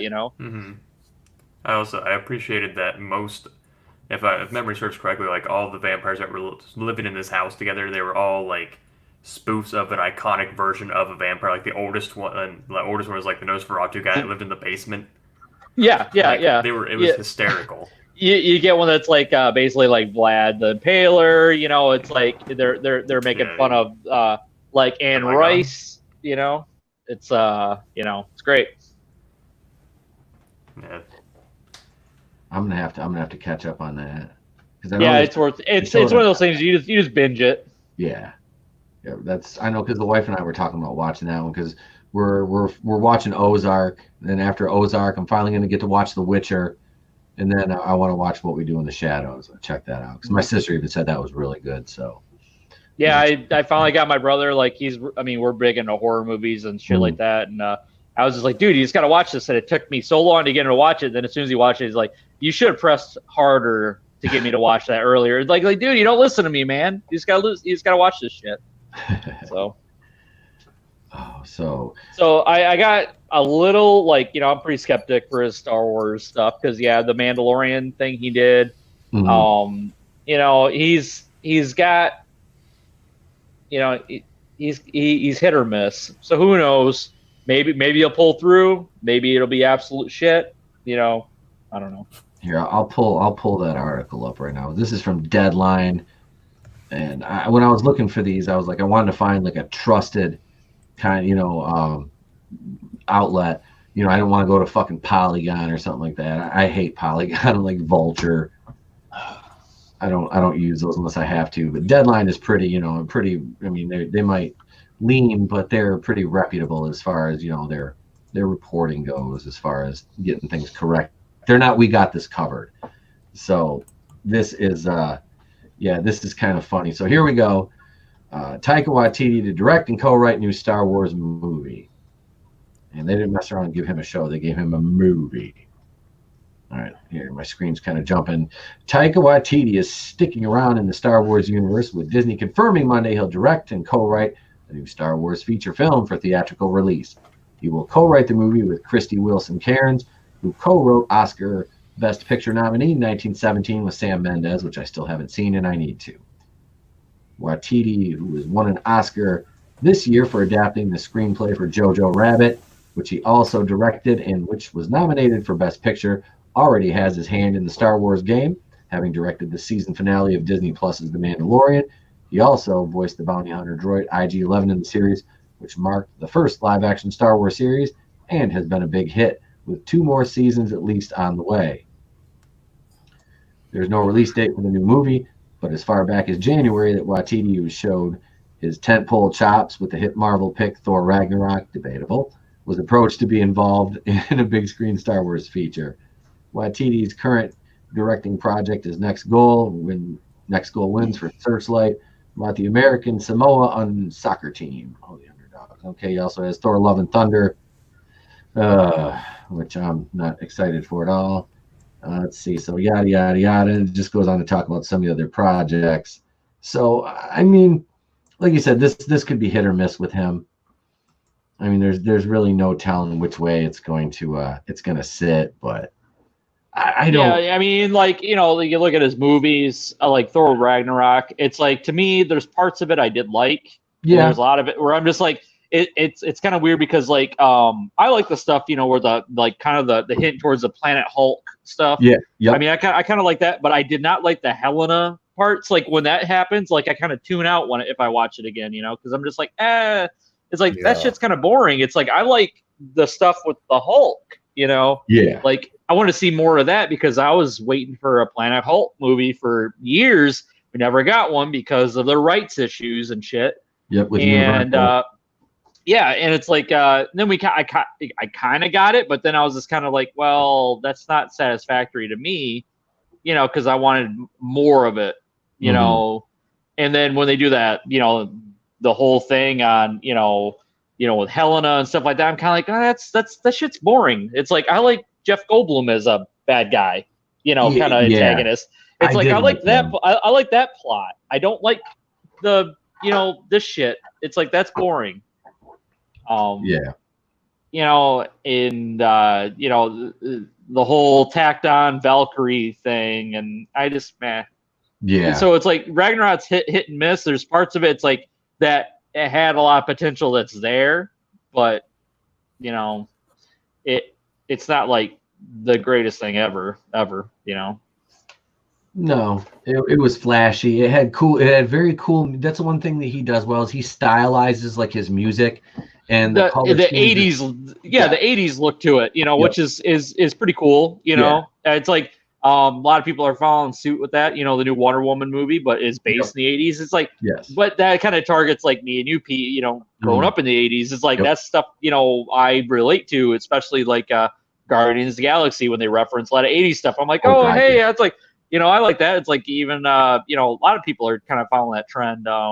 Stranger Things. It's kind of weird when I watch that show because I'm like, man, I lived that life, or Stephen King, the new It movie, that's kind of hit and miss with me with plot lines and, shitty, trying to be scary. But yet I remember that year that movie was taking place in. It's like, I remember that summer. So there's a lot of things that are happening. It's like, man, that's kind of like living through my childhood, with shit like that. So it's like, I'm kind of excited for this Wonder Woman, in 1980s one, it's like, this would be kind of cool. Cause it'd be like shit I remember, but I mean, are they going to keep doing this though? It's like to the point where I'm going to get sick of it, it's kind of, I think it's kind of trending on its way out now. But you got to think too. It's like that this is not like something new either. I mean, Back to the Future did it. Yep. It's like we think it's like, oh, the 50s, you know, that happened like 100 years ago. But really, when that movie came out, literally the people that went to the theater to go see it with their kids, they grew up in that era. So it's kind of the same thing, you know. What we think it's like, oh, that was so long ago, and really it wasn't. But really, it's like you taking your kids to go see this new Wonder Woman movie. It, you know, it's like we think, oh yeah, that wasn't too long ago, and the kid's like, oh, that you're so old, you know, that was so long ago. It's like you guys had like corded phones and shit. Yeah, you know. The same thing happened in the 90s, even with that 70s show. Yep, absolutely. Yeah. Like, it's always about 2 to 3 decades removed where it's like there's a huge resurgence because those are the people calling the shots in Hollywood. Yep. And, and you see it now with, like, the Goldbergs, even. Yeah. My only issue with things like that is anachronisms, like things not being accurate or correct. Like Stranger Things season 3, when they're interviewing for the job at the movie counter, he's like, "Which Star Wars is your favorite? A New Hope?" Or I'm like, there's wiggle room for that because it was released as A New Hope in anticipation for Empire, but people wouldn't call it that; they'd still call it Star Wars. Star Wars. Well, one movie that I got, you know, it's like I hate to mention this movie, but Pixels. I love that movie, dude. You don't have to. I enjoyed it. I thought it was funny. I thought it was just funny. That was it. It was kind of a mindless, funny movie. I'm a big video game guy, and I'm just like basically almost screaming in the theater. It's like that game didn't even exist, you know, at that time period. Like, how would they even get the aliens to have that game? You know, it's like they're just like, oh, let's throw this in there. You know, shit gets mad because it's inconsistent. You know, it's like, no, that game didn't come out until 6 years after this. You know, they relaunched that, you know, fucking satellite shit. You know, but that's nitpicking. You know, it's like they're just kind of, it's a broad era, you know. So you're like Jerry telling George that the top button on his shirt's out of place. that top button is just out in no man's land. I mean, it's all or nothing with that thing. Which, for those listening at home, this is a personal pet peeve of mine. When you're wearing a button-up shirt, you only button the very top button if you're wearing a tie. If you're not wearing a tie, leave it unbuttoned. Otherwise, you look like a fucking doofus. Yes. One of our salesmen used to do that, and I was always like, I've got such a thick neck, and I wear ties all the time. Believe it or not, I mean, I never mind this shit. But like the top button's always undone, anyways, even when I got a tie, because it's a little loose, and I like the look of it. You know, I never. GQ said it was okay. I just when I had to wear ties like that, I always had my top one unbuttoned too, and it was a little bit loose. I never, even when like I had to go to our corporate office, I never did the top button. Weren't you covered in oil anyways when you're wearing a tie? Sometimes depends on what shift I was working. Yeah, what shift you were working. How the lights were going. See, I used to look like the Patrick Swayze Chippendale. Now I look like the Chris Farley. Chris Farley. Yeah. Still dance the same way. I shake a little bit more. Your moves are still sexy as hell. You know. Where his body is toned and masculine, yours is fat and flabby. That's me. Alan says, not an image I needed. Thank you. Oh, you're welcome. I'm like a bear running in the woods. Hell yeah. Except I'm not really hairy, so I'm like a bear in hibernation most days. Pete's pretty silky smooth. I am. I'm shaven. I had my hands around his body a few times. Yes, you did. I'm like a swimmer, baby. He's like a lubed up baby seal. I can't grab him. It was like what was that? Greased up deaf guy over here. Thanks for playing the team on neck you. Yo, you want to wrestle? Yeah, it's fucking Will Ferrell from The Ladies' Man. You want to wrestle? I have some oil. It's got a lemony scent. Anyone for some Greco-Roman wrestling? I love that movie. The Ladies' Man. Hi, this is Leon Phelps, the Ladies' Man. Yeah, I pretty much thicked up all your ladies. I usually start out by saying something classy like, "Can I buy you a fish sandwich?" Some grouper. Tim Meadows was fucking great in that. I mean, we're kind of off topic from Star Wars, but I think we ranted about Star Wars enough. It doesn't matter. Yeah, I actually got to see Tim Meadows do stand-up about 2 years ago. Oh, nice. He came to the installation, which unfortunately meant he had to tone down his comedy because he's really raunchy. Uh-huh. And you could tell, like, because the CO was there, just sitting right in front of the stage, and you could tell like he wanted to go into that territory, but he couldn't, so he was like pulling all of his punches, and it was funny. But the only part I really remember is like the last half of his skit is he got the CO's wife's phone number and called her as the ladies' man, and was trying to pick her up, and he's like, "I think you get a nice fish sandwich, get some grupo," and it was funny. Tim Meadows is he was good, and he did a really good guest spot on The Office. Mm-hmm. One of the episodes with Michael and Jan when they went to Chili's. Chili's, yeah. Chili's is the new. It's where business gets done, Jan. He got it done. He got that contract. Yep. Sit there, and that's what led up to like him boning Jan. So. Yep. Jan kissed him. They played Truth or Dare with her. I was like, this shit, dude. There were so many like cringy moments in that show, but that one was just like it's funny because like Michael Scott is like an idiot savant. Mm-hmm. Oh yeah, like, he's super smart. Savant. He knows what he's doing. But he does. He does. But he has no self-awareness whatsoever. No. It's like situational though. Mm-hmm. Oh yeah. Well, like we talked about earlier, you know, what we go like I made a post on Facebook about the cringiest moments. Yep. And mine was everybody's like, oh yeah, like Scott's tots and shit. And I'm like, no. The couples only dinner party. Oh yeah, the dinner party. When I watch that, like I get anxiety really bad because it's like I've been in those situations where it's like I need to fucking leave, but I'm hungry, and if I leave, I'm an asshole. Mm-hmm.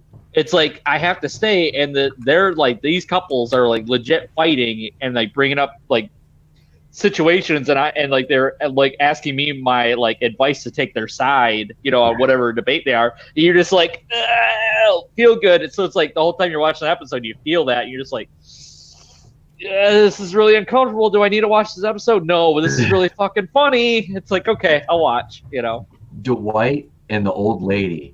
Freaking, they made that whole fucking thing just like so much. Where they just show up, yeah. So can we come in? Yeah. So how do you two enjoy? It's like it's strictly carnal. It's like oh. The best part is when Dwight asks Toby. He goes, "How you find it? Where's the clitoris?" Yes. And then when him and Angela are asking Toby about like gay, he goes, how do they know which one's penis opens up and accepts the other one? And it's like, what? Just Toby's face during that whole scene. Pete, because Star Wars. Because we're talking about Star Wars. I got off on The Office and shit. Thinking I'll be talking about Seinfeld. Well, yeah, Seinfeld, you know, The Office talks about Battlestar Galactica, Star Trek, you know. They reference Star Wars on Seinfeld, though, because Elaine, this guy that Elaine is dating, bets her that Dustin Hoffman was in Star Wars. And if he lost, he had to take her out to dinner.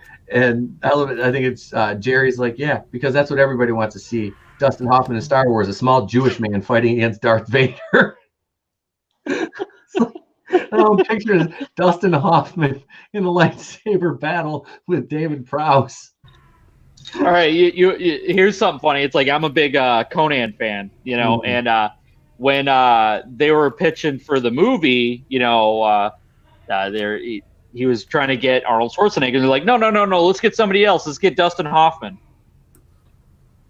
And that's legit. Like they were like the producers were legit trying to get Dustin Hoffman to play Conan. The Barbarian. Could you imagine? Yep. Like Arnold was short enough compared to Wilt Chamberlain and Andre the Giant. Could you compare? Dustin Hoffman and the bulk him up and shit. Yeah. No. I wouldn't see a swole Dustin Hoffman back then. That would have been fucking hilarious. He's all jacked out. Dustin Hoffman on the juice. It's all cocaine and steroids. Cocaine and steroids. Speaking of Conan the Barbarian, fucking god damn it, brain fart. Earl Jones was in fucking Conan. He was. Well, yeah. Yep. Fucking James Earl Jones, man, what a voice. I mean, as a kid, you know, after him doing the voice of Darth Vader, I remember with like CNN when they got their cable, it was a cable news network. He was doing it. Was like that was the point you hear. This is CNN, and it's like that motherfucking Darth Vader. Mm-hmm. I would also like to say that based on his character in Conan, I hold him personally responsible for all the fucking e-girls haircuts now with those straight bangs at the top of their fucking forehead. That's the Thulsa Doom haircut. Yeah. Mm-hmm. That's why girls are like, aren't my bangs cute? I'm like, are you gonna turn into a snake? Bitch. Are you gonna turn into a snake? No, but you can sign up to my OnlyFans for $7.99 a month. Uh-huh. People signing up for that shit like the hubs aren't free. I know, it's like, yeah, I don't need to pay you nothing. I can go watch this shit for free. It don't matter. If they shut that site down, there's 18 more. Shit, I ain't paying that. I ain't paying. If you pay for porn at this point in your life, you got issues, man. You don't need to pay. Mm-hmm. Everywhere around you. Wait, what? You don't have to pay for porn? Fuck. All right. No, Looks like I can get that new apartment. You no longer have to buy a $5 DVD at Walmart just to hide it in that case. Oh shit! I remember the old days, recording shit on VHS and then putting a different label on it. And the mom's go in the room, oh, here's that movie. No, Daddy, no. No, Daddy. Do you remember the dudes in school, the dealers? Like, hey, give you this little, like, look like you fucking ripped it out of a magazine, $2. Mm-hmm. And then if you had that VHS tape with that weird white label on it, be like, hey man, $20 and you can have this. And you're like, oh shit. Mm-hmm. Yeah, now I ain't nothing like that now. No. Kids got it easy. Yeah, these kids don't know the struggle, man. Now they just gotta Can't work get past the net nanny on their computer. The net nanny, that's it. That annual Fredericks of Hollywood catalog came out. Woo! Freaking, I was like, goddamn, Trey knows how to use like OK Google and shit already. No, my phone just did it. I don't need anything, Boost. I turn that shit off on my phone, man, because that means your phone's constantly recording and constantly listening to you. Yep. They probably are anyways, but that's a shame. I say you probably fucked up everybody's anybody that's watching, by saying, "Okay, Google." That's also why I have a little sticker over my webcam, because that shit can be accessed remotely, and the light doesn't even have to come on. Yep. So. My wife and I got a Google Home, and it kept talking in the middle of the night. And it would wake us up. It was weird. It'd be like, okay, searching whatever boots or what, like, okay. Start talking in your sleep and shit, and like shit's getting ordered. Yeah, so it did it like 2 or 3 times. How much coffee did she drink? What he had? What had he had, Bucky? It'd be like the poltergeist, you're like your daughter or your kids, like, sitting in front of the Google, like machine, just being like, they're here. Yeah, there's a little arm reaching out of it, shit. Like, yeah, but it's collecting dust. We had it. It was plugged in for about 2 weeks. It spoke numerous times without anyone speak. I mean, the TV not on or anything, like just speaking. So we unplugged it, and it's sitting in the back of our closet, still speaking. Yeah. I'll tell you guys some shit about all that off air. All right. I don't have like that Alexa or anything like that. I was like, I do not need this crap now. Yeah. No, I'm good. Hey, remember Pete being on a landline? Be like, hey, they might be tapping this phone. And now we're like, hey, wiretap. Can you order me this shit? Yeah, that's about it. You'd be on the landline, and like every once in a while, you'd hear someone else's phone conversation just cut into yours out of nowhere. Yep. Yeah. Or you hear a couple clicks and all that shit. Yep. I lived out in the country, man. We had it was like a party line thing. Party lines, yeah. Yep. I remember that's what the version of what we're doing right now. You're at party line, say hello, say your name. Yep. That was like the 80s. That was the 80s e-meeting. Was the party line on the telephone, man. Mm-hmm. I remember the first time we got a cordless phone. That was mind blowing. Yep. Yeah. I remember that. But you couldn't go very far from it, or else it would just cut out completely. Mm-hmm. Yep. You may as well have just had the cord. At least the cord could stretch. It was kind of like having a Bluetooth device and just like headphones and like just go in the other room and the Bluetooth would kick out. Same thing. Mm-hmm. I had an old ass TV in my room when I was in high school, but you could plug a phone jack into it and you could dial numbers through it. And I had Nice. my stereo. I had a sound design stereo. I had it set up through the TV, and I would make prank calls and record cassettes of it. Crank yankers over here. It's seriously, dude, this was like back Or in no, like no. 90, Who was 96. The Jerky who was Boys. doing that? You Jerky Boys, Jerky yeah. Boys. Yeah, Shit, why don't I you used come on to- over there, tough guy? I'll split your nuts in the back of your neck that'll crack your ass. They just are coming out with a new show. Did you see That's that? awesome. I did. Hey, wait, who's this? Ray. Ray's double dong. Hail, Chris Wicks. Oh, no worries, brother. You are here. Thank you for being here. We appreciate it.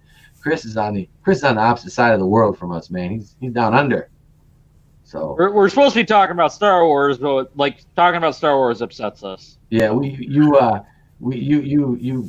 you missed it, you can catch it on the playback. We did a little Star Wars rant at the beginning of the night. We're just kind of having fun with it now, winding it down with some fun talk here. It doesn't have to be about stuff that makes us angry. And honestly, by comparison, Batwoman makes me a lot less angry than Star Wars does. Oh my God! Because you don't care about Batwoman. I know I don't. I'm just like on Twitter. I'm on Twitter trying to hook up with Rachel Scarston. Like, what's up, Ma? Hell yeah. What's up, Ma? So, real quick, just about Star Wars, there was some toy news that came out today. Well, it technically came out a couple days ago, but they're acting like it was news today. New figures were announced. It's all prequel and OT characters. There's nothing new from the sequel trilogy because Hasbro knows where to butter their bread. So we got like a Darth Vader coming out. We got a Kamino clone coming out. A Dagobah Luke with Yoda 2-pack, which is like the third time or fourth time they've released Yoda in the last year.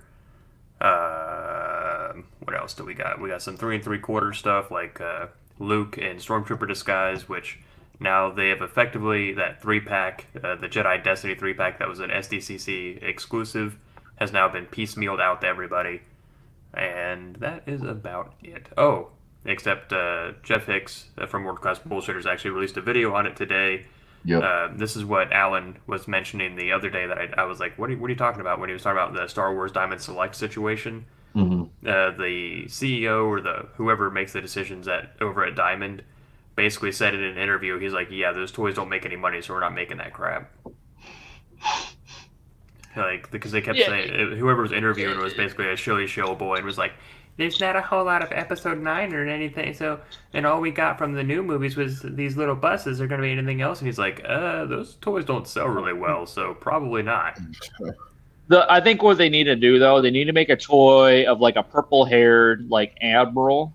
Mm-hmm. And I mean, like, because I think that one is like relates to more like people of this generation, and that's like a character you really draw towards.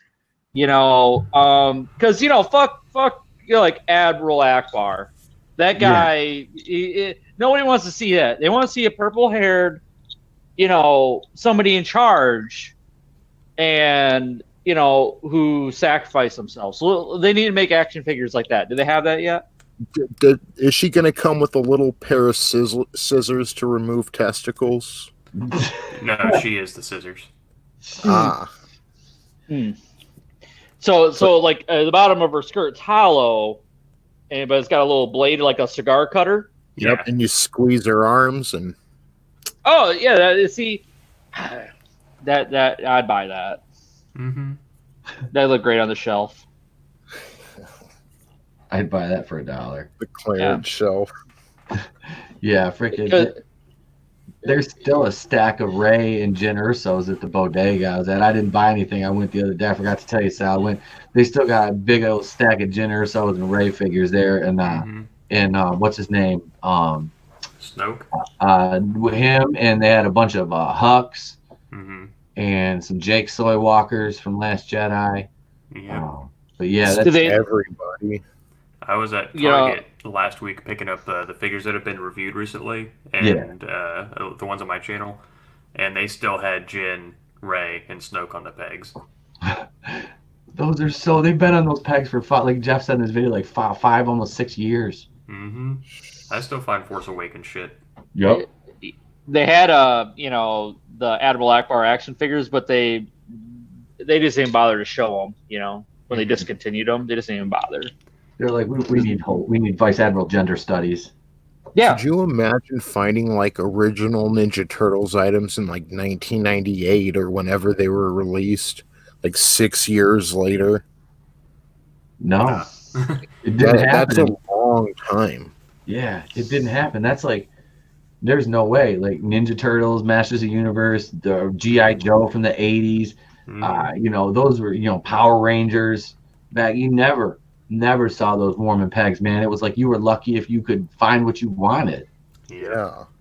Yeah, I was gonna say because Ninja Turtles they would release a lot of shitty ones. Or like, I don't want this. It's like, I want some of the gimmicky ones. Yeah, you'd never see that shit. But it's like, or like they release like some really crappy like Starship Trooper action figures, and like it's like, nobody really wanted shitty action figures. They want something that's kind of cool and you can play with. But but that's, speaking of someone who was born kind of old enough to be around when those IPs were still around, but young enough that I didn't get wasn't able to see the initial releases on shelves, like Ninja Turtles, for example. I grew up having to play with the gimmicky ones, but always, because they always kept the card backs the same, they always add figures to the back of it with each sequential line, and I'd always ask, like, I wanted, like, I got the soft head turtles from my older brother, because he had those and he gave them to me because he was of that. There's a big enough age gap where he didn't play with toys anymore. But it was always like, oh, I want this one. Well, all they have is like the pizza slinging Leo. They don't have the original Leo anymore, kind of thing. Like I got the soft head Leo and I had the storage shell Leo, and those two are my favorite. But like that was to the detriment of a lot of those toy lines. Looking back, a lot of people have said that was kind of their downhill slope, is that they didn't re-release the original figures later in the line. They just kept doing the gimmicky ones like the Star Trek Turtles or the fucking like sports space ones. Yeah, the sports ones and shit. At one time they I remember, because I got all the original when they first came out, the original 4 Turtles and stuff like that. But then they released, I remember being in like Toys R Us or Kmart or something like that, and which is really outdated right now because there's no Kmart, there's no Toys R Us. But there was a 4-pack, like a big long box that had all of them. Yeah. And that was like their re-release that came out years later. And then I remember when the movie version Turtles came out, they were made out of those cool rubber. Those are freaking amazing looking, and that blew away. Like, I didn't want to play with the other ones. I want to play with the movie turtle ones because they look real. You could pop their heads off and all that kind of shit. Yeah, you pull all the limbs off, and they had look like little bony stumps on them. It was awesome. Yeah, I did that. I had Raphael.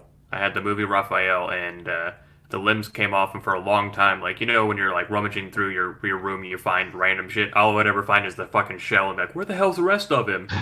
I eventually put him back together, but it was that's my memory of that turtle. But those movie turtles, I forget what they called them. It was like the Hollywood turtles, I think is what they're unofficially something like that. Like. They fetch a high price now. Because of the rubber. They last too. I mean, you just clean them up a little bit, and usually the paint didn't rub off too bad on those either. And to acknowledge Ray about the rumblings about Mask, they've been talking about Mask. Hasbro has for a while. Mask, long time. Yeah, Mask and Humanoids, and what was the other one? They're talking about making a movie. They're going to make like a Hasbro cinematic universe with all these IPs and shit.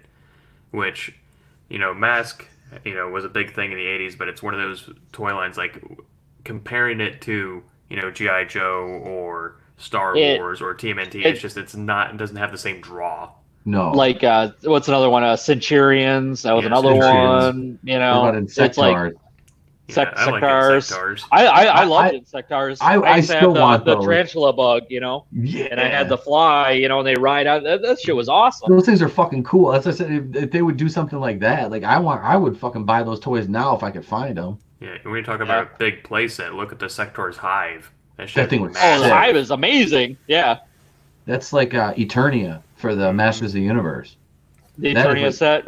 Well, it's like that's still going strong. They're still making shit. There's a classic line. They actually just got the licensing, so they're reissuing the original set, which it's not quite the original. It's not going to have the rubber band, like joints on it, but it's still they're they look like the original molding, and they're gonna send those out, and it's like that I'm excited for because it's I'll like buy shit. those, It's like, dude. yeah, I'm gonna buy them. Yep.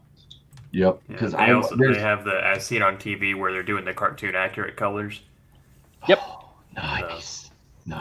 Yeah, but that's that's the thing. awesome. Like a lot of these lines, like He-Man, there's like Super Sevens making them, like or TMNT. That you got NECA, Super Seven, SH Figure Arts. Like you have so many companies like sub licensing from Playmates or Mattel or whoever has it that it's so hard to keep up with all that shit. Like it's almost impossible to collect a complete run of anything now. Yeah, because there was the Master Universe, the classic line they released, but the thing is, those action figures, even when they came out, it's like they were priced for people. I mean, my age, they weren't priced Like for you to buy them for your. Yeah, it's like I was like, shit. It's like I'm not gonna spend a couple grand to finish this collection here. It's like the Castle Grayskull is a couple $100.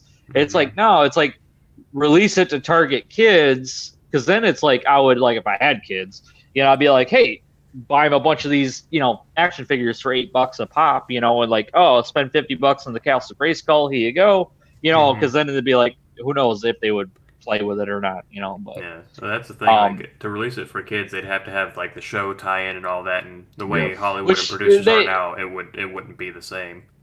At the time when they re-released, the 2000 show, relaunch of Master Universe, it was actually a decent show, and the action figures look pretty cool. They're pretty beefy, and they looked pretty Japanese anime. But when I worked at the Kmart, like those were on the shelves. Like we marked them down all the time, and I still kick my ass for not just picking them all up, because they were going for like a couple bucks. Now they're the price of them are way up there, but like it just kind of shows that kids weren't really into that style, like they just thought it was kind of dated or something, Yeah, well, it's one of those things where they didn't wait long enough because He-Man was that thing, like, and I'm sure all of you went through it too. Like when you like something as a little kid, like for me, for example, Power Rangers came out when I was in like preschool, kindergarten, and I fucking loved Power Rangers. But by the time I got to like first, second grade, that quote, that's for babies. Because I liked it as a little kid, so that's for little kids. And I feel like for He-Man, they didn't wait long enough, so a lot of the kids in 2000 were like, oh, that's for like, little kids, because they liked it when they were little kids. Yeah. So, but you got to find that sweet spot for re-release. So, speaking of things like that, the new Ghostbusters, how Hasbro has been doing those retro card or vintage, whatever, the 5 POA where they're using the old Kenner molds. Yeah. Yep. It's supposed to have been starting 3 days ago. They're doing the Kenner Ghostbusters. Cool. Yeah, they're Walmart exclusive, of fucking course. But they're supposed to be doing that, and then they've got this. Are they going to do the squeeze where they do the reactions, like their eyes bug out and stuff like that, like those molds, like the real Ghostbusters ones, or what are they doing? Yeah, it's the Kenner molds, the real with the proton packs that you twist and it spins. Dude, those are sick. I used to have all those, and I fucking sold them when I started buying Star Wars. Yeah, so they're doing that, and then they've got, I think it's called the Ectoplasm line or the Ecto line, or there's a name for it, but it's their 6-inch line, and it's based on the movie. So you get like Rey and all them in their tan jumpsuits and all that, and that's not what people want. They want female Ghostbusters. Right. Those, I don't want that. I want ad-libbed, like relatable, female Ghostbusters. Where they talk about queefs and stuff. Yeah. Yeah, and like how fat, and they are, and that's the best stuff. Yeah, but that leads me to my next point. I was trying to figure out. I was like trying to think about when Mattel, because Mattel used to have the license for Ghostbusters. Yeah. And I was like, man, with that movie coming out this year, like it's gonna come back in a big way, probably. Maybe, I don't know. I love Ghostbusters. I think it's a great movie, but I just don't think it has the same pull as a lot of things do. Like, I think there's a lot of people who like Ghostbusters and who will go see the new one, but I don't think it has that same kind of toy crowd. But Ghostbusters, like Star Wars, because we're talking about Star Wars, it has really been tainted lately, and this new movie coming out is treading on some thin ice. As far as like trying to get people to go back to like Star Wars, or Star Wars, like Ghostbusters. Because I mean, if we're talking Star Wars fan, Ghostbuster fan, I'm more of a Ghostbuster fan, but now like I feel embarrassed to say I'm a Ghostbuster fan. Yeah. Because it's got that leech attached to it.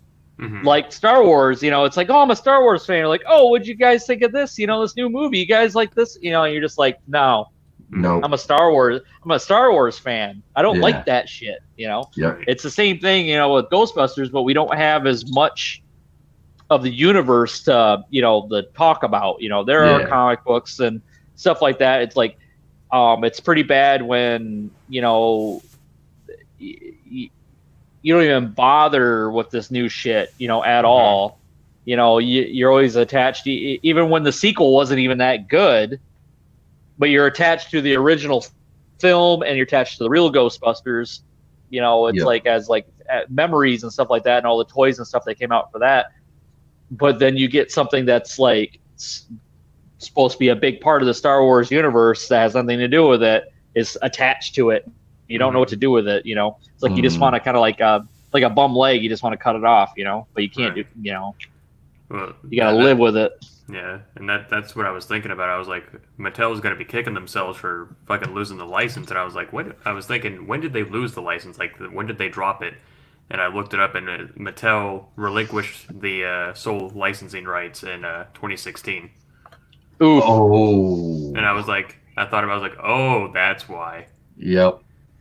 That would do it. Oh, it's because they didn't, Papa John's needed it, and they needed to sell Twinkies and shit. Mm-hmm. Fuck. Oh yeah, that didn't. How'd that pan out for? That's a bold move. Let's see if it pays off. Yeah. It did not. And this, I didn't think this new movie looked too. Was it what's this one called? Afterlife or whatever. Ghostbusters Afterlife. I was kind of, I was like, oh, this looks like, this could be all right. It's got the good notes, the way they did the trailer.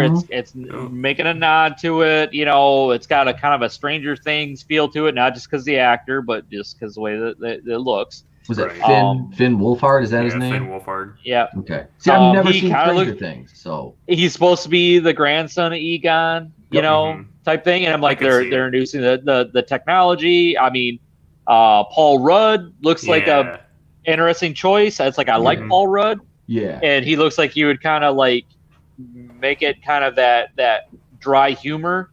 Because let's face it, you're never gonna capture the same lightning in the bottle the first movie had. That movie is, in my opinion, that is a perfect movie. You could watch that movie a million times. The jokes are still funny. The effects are still great. It doesn't need to be updated. It doesn't need to be remade. It's like you had some of the best comedic talent at that time all coming together and almost trying to outdo each other in a way. Yeah. And you're never going to replicate that. So it's like, how are, even when they did the second movie, it felt like it was kind of forced. You could tell they didn't want to do it. That's why the second movie's got the same beats as the first movie, I liked the second one. I thought it was, it obviously, like you said, the first one is perfect. We just watched the first one the other night again. That was on, we watched it Thursday. But no, I enjoyed Ghostbusters too. Actually, I have the little, remember the book fairs you used to have in school? I got the movie book. The Scholastic book fair? Yeah. I have the Scholastic Ghostbusters 2 book. I read that to Trey before bedtime sometimes. Yeah, I about lost my mind when that movie came out. I had to go see it because Ghostbusters is such a big impact in my life. I mean, I'll never forget to this day, my great grandma set me down. What do you want to be when you grow up? And I'm like, I want to be a Ghostbuster, And she just looked at me and just shook her head. It's like, you fucking idiot. You're like, get out of my house. That. That's all. Like I didn't get to see the Ghostbusters in the theater, but getting to see the second one, it was like, that was awesome, Yeah. But it's like, Ghostbusters to me is the same thing as like, Star Wars. It's like, that's something that I grew up with. That to me, it's not, when somebody says, oh, it's a movie, it's like, no, it's not just a movie. Yep. It's fantasies and stuff I've had in my head and reenacted stuff as a kid, picking up sticks and flashlights and pretending they're, lightsabers because I was broke as shit and we couldn't afford, lightsabers and crap, at the, because, my family was broke. So it's like I would grab the vacuum cleaner and that'd be the proton pack, you know. Yep. It's like those kind of movies like Indiana Jones and things like that. It's like those aren't just movies. They're actually a part of your childhood and your life because of how, you know, it kind of shaped who you are. And that's what I think, to me, like these new producers and stuff, they're really, you know, taken away from us. Like they're acting like it doesn't belong to us when it really does. It's like our opinions and how we value our memories is what makes us open up our wallets to give you shit, not you saying, oh, we're not doing this because this isn't about you. This is about a new generation. Well, guess what? It's like that shit was made by people who grew up with a generation of shit like that. You know, they just changed it around. It's like, you know, they grew up watching Flash Gordon and, you know, all those serials and shit like that. And then George Lucas and all those guys, they made shit that they were passionate about and made it new, where this is all coming out of a machine. And, you know, like everybody sitting in a boardroom, it's like, oh, what's a hot topic for today? All right, let's shove this topic in people's faces. Let's do. You know, let's turn this up because this is what's hot right now. Not what, hey, what do you like when we were kids? You know, let's just make that. They're not trying to tell a good story. They're trying to replicate the success of others. Yep.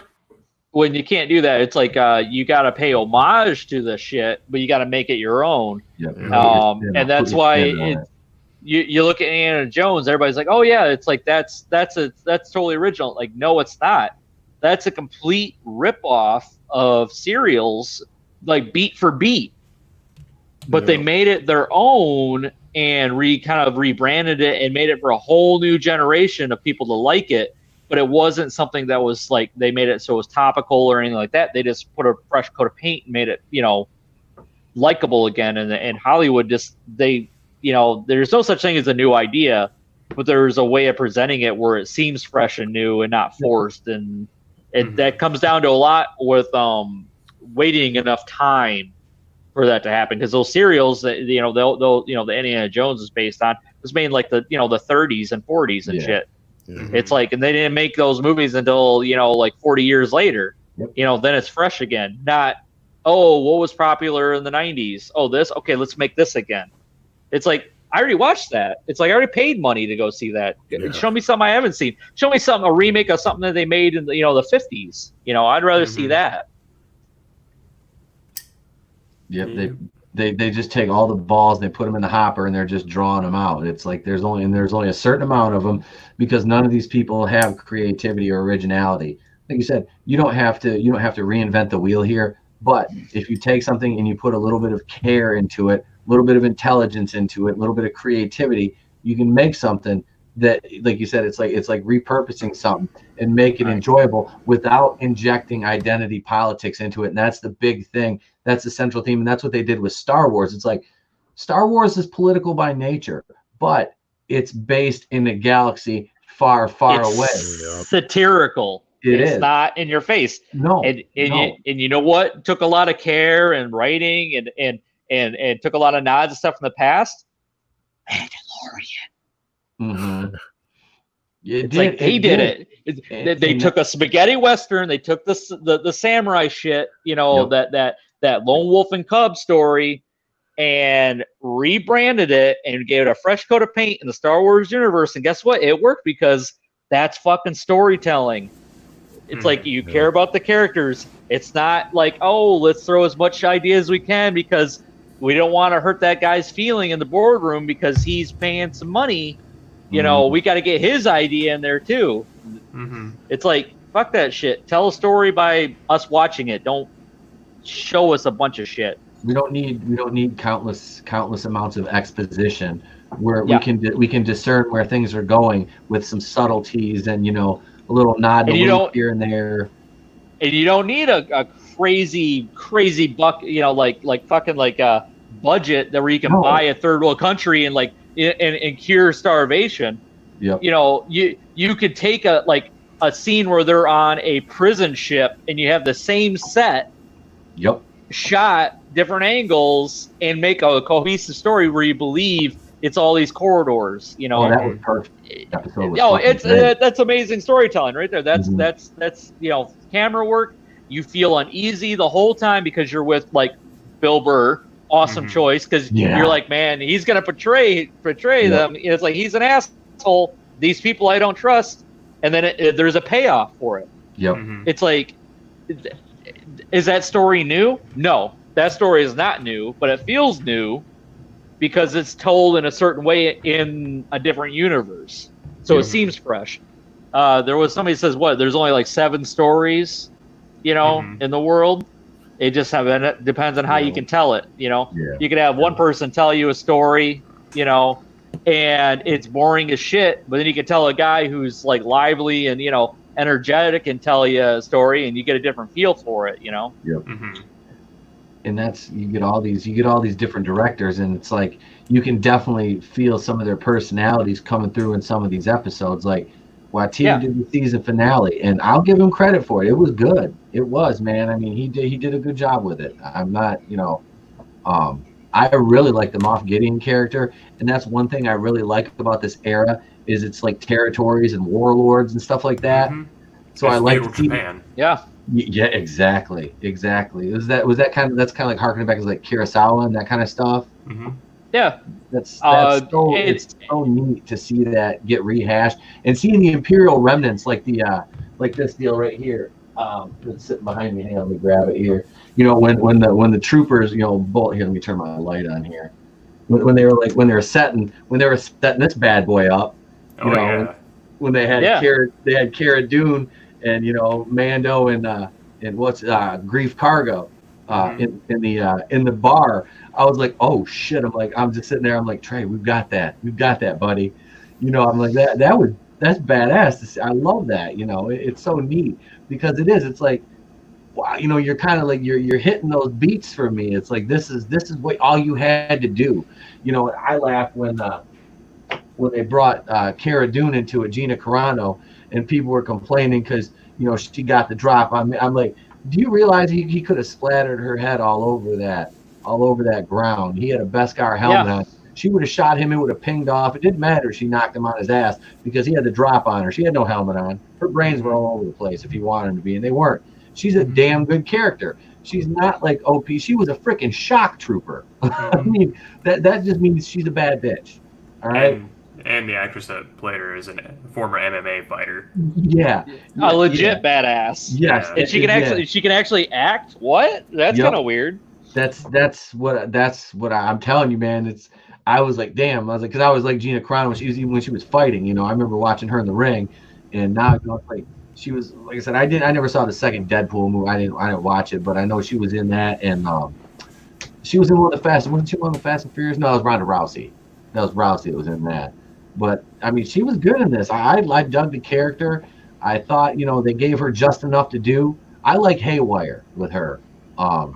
I do. I like that movie because she's a badass, man. I got a thing for Gina Carano. She's a badass, and she's thick as hell too. But anyway, she squats, bro. She squats. No, but her character was cool, man. The AT-AT episode with the villagers and stuff like that. Yeah, the ATST Raider. The ATST. I'm sorry. Thank you. Yeah, that was because you did that one on your channel. Yeah, I did. Yeah, you did that one on your channel. Yeah, it's like that episode. It's like it reminds me so much of 80s television. Growing up with those beats. It reminded.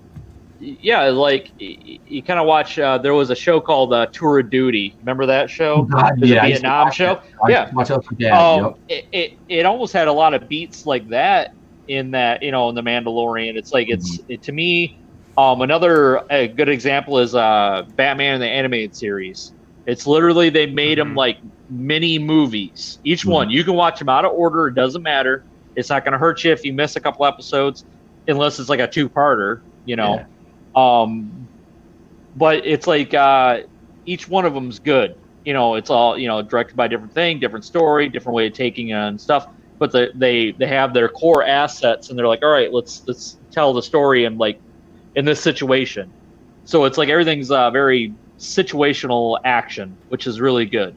It's not some huge big story arc. You get there, but they don't lay it all out for you. You got like a million questions because when you got questions, that's how you build a fan base.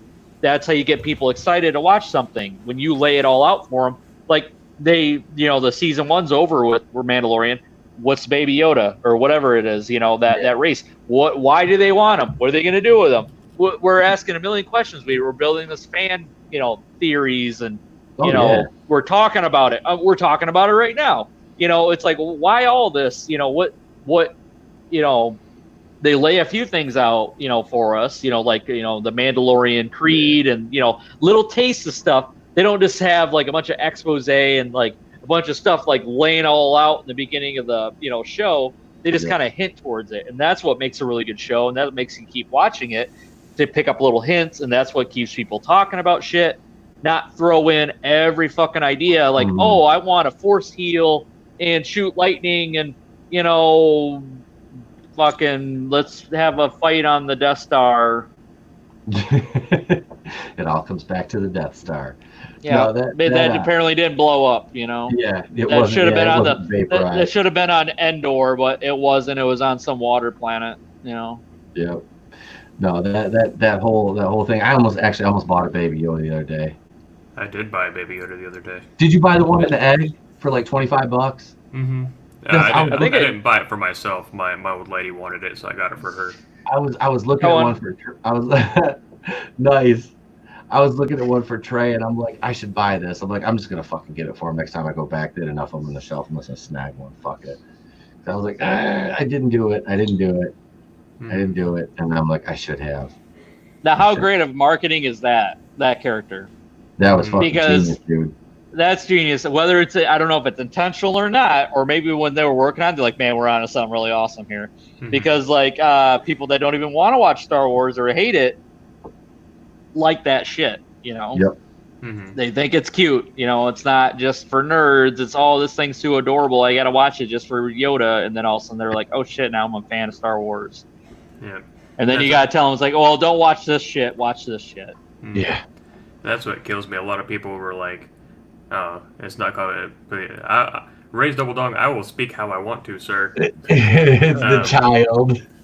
I was waiting for somebody to say that.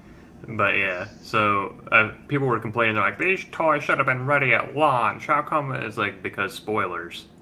Like, exactly. If they had released that toy of Baby Yoda before the show, people would have been like, what the fuck is this? Like, I think people would have lost interest real hard. But when you find out what it is, you're like, oh shit.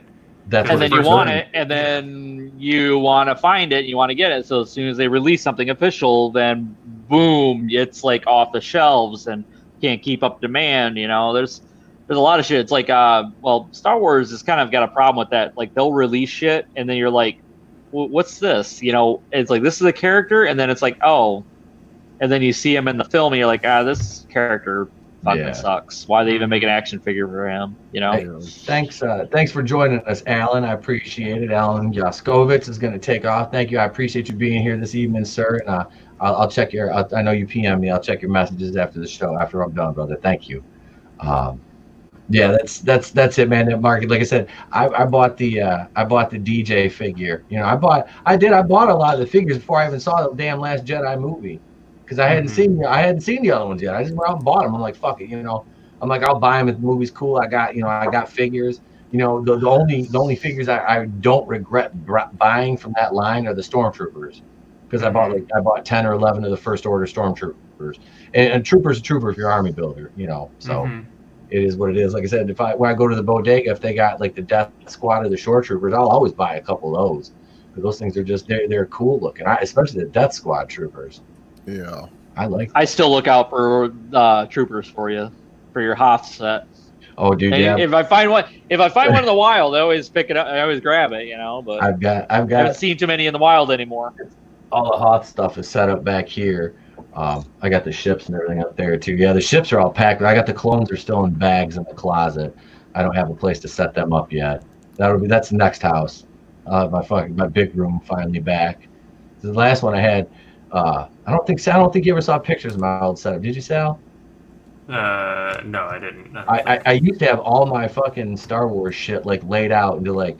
These were like my bounty hunters, and here's the Imperials, and here's the fucking Jedi, and here's the Rebels and shit. I had them all broke down into different areas, all set up in a room.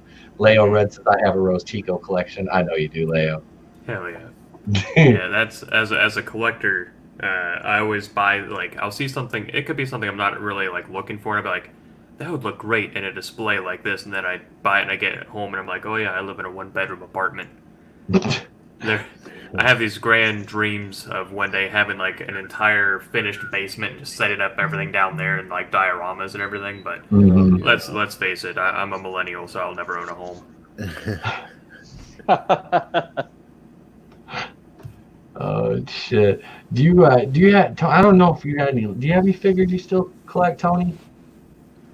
You know, I want to build my collection back up. It kills me talking about this because I had, you know, all the original Ninja Turtles line except for April O'Neil, which I understand they didn't make many.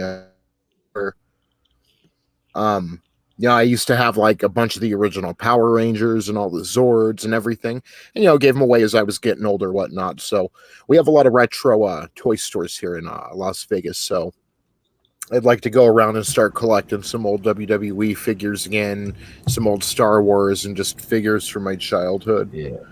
But at the moment, no. Yeah, that's always it's always painful. I've been there before where you have to start selling off entire chunks, or in my case, sold off my entire collection. I sold like 98% of my collection at one point just because of relocating and all that kind of shit. Yeah, hurts, man. That was the worst for me. Was like when we were moving out of my house in Big Rapids and moving back here was packaging up all my Star Wars figures individually and like taping the weapons, putting a little tiny piece of tape over the weapons, a piece of cardboard, wrapping them individually. Because I had like wrapped most of them individually in bubble wrap. Like they were all wrapped like individually inside. Like it took me just to pack my Star Wars away. It took me like I remember it was like over a week and a half, 2 weeks to get it up because I couldn't do it all at once. It was like just working on it in my spare time. And yeah, it was like holy shit. That the rest of the house seemed easy after I got that done. Oh yeah. When you move as much as I do, I live kind of a nomadic lifestyle. You find cheap ways to package. Like that's why I have those figure carrying cases and shit. Yep. Or like if you have an AT-AT, just wrap them up in bubble wrap and shove as many as you can in the AT-AT. I still need one of those. So it's you find little hidey holes. You pack things inside of things. That's how I got so good at packing boxes for people.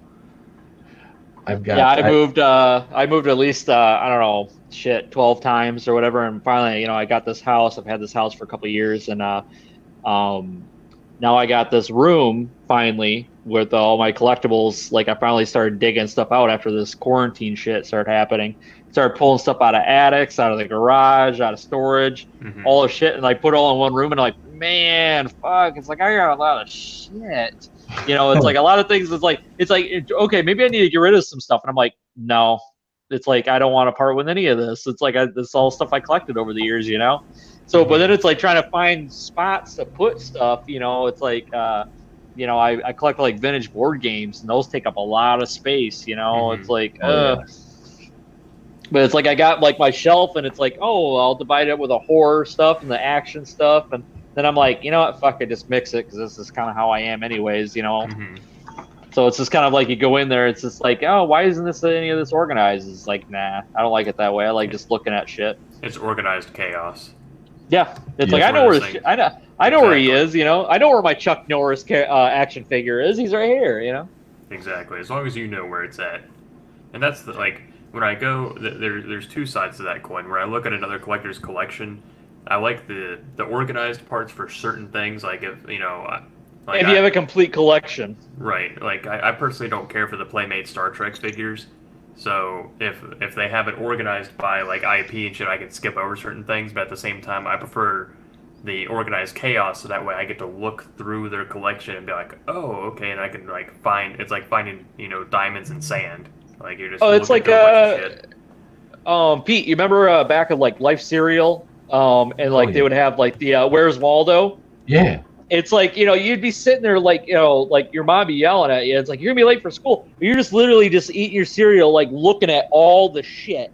Yep. And that's that's kind of like what my collection is. Like my brother came over. He's never seen my collection all sprawled out a couple days ago, and he's like, man, I can just be in this room for hours and find shit. I'm like, yeah, it's like I got shit like just kind of hanging out everywhere, just like wherever I can find a spot. He goes, yeah, it's like literally it's like it's overwhelming at first, but then you start looking and scanning with your eyes and like, picking stuff out. He says, he says it's a lot of fun. It's like you can just sit in that room for hours just looking at stuff.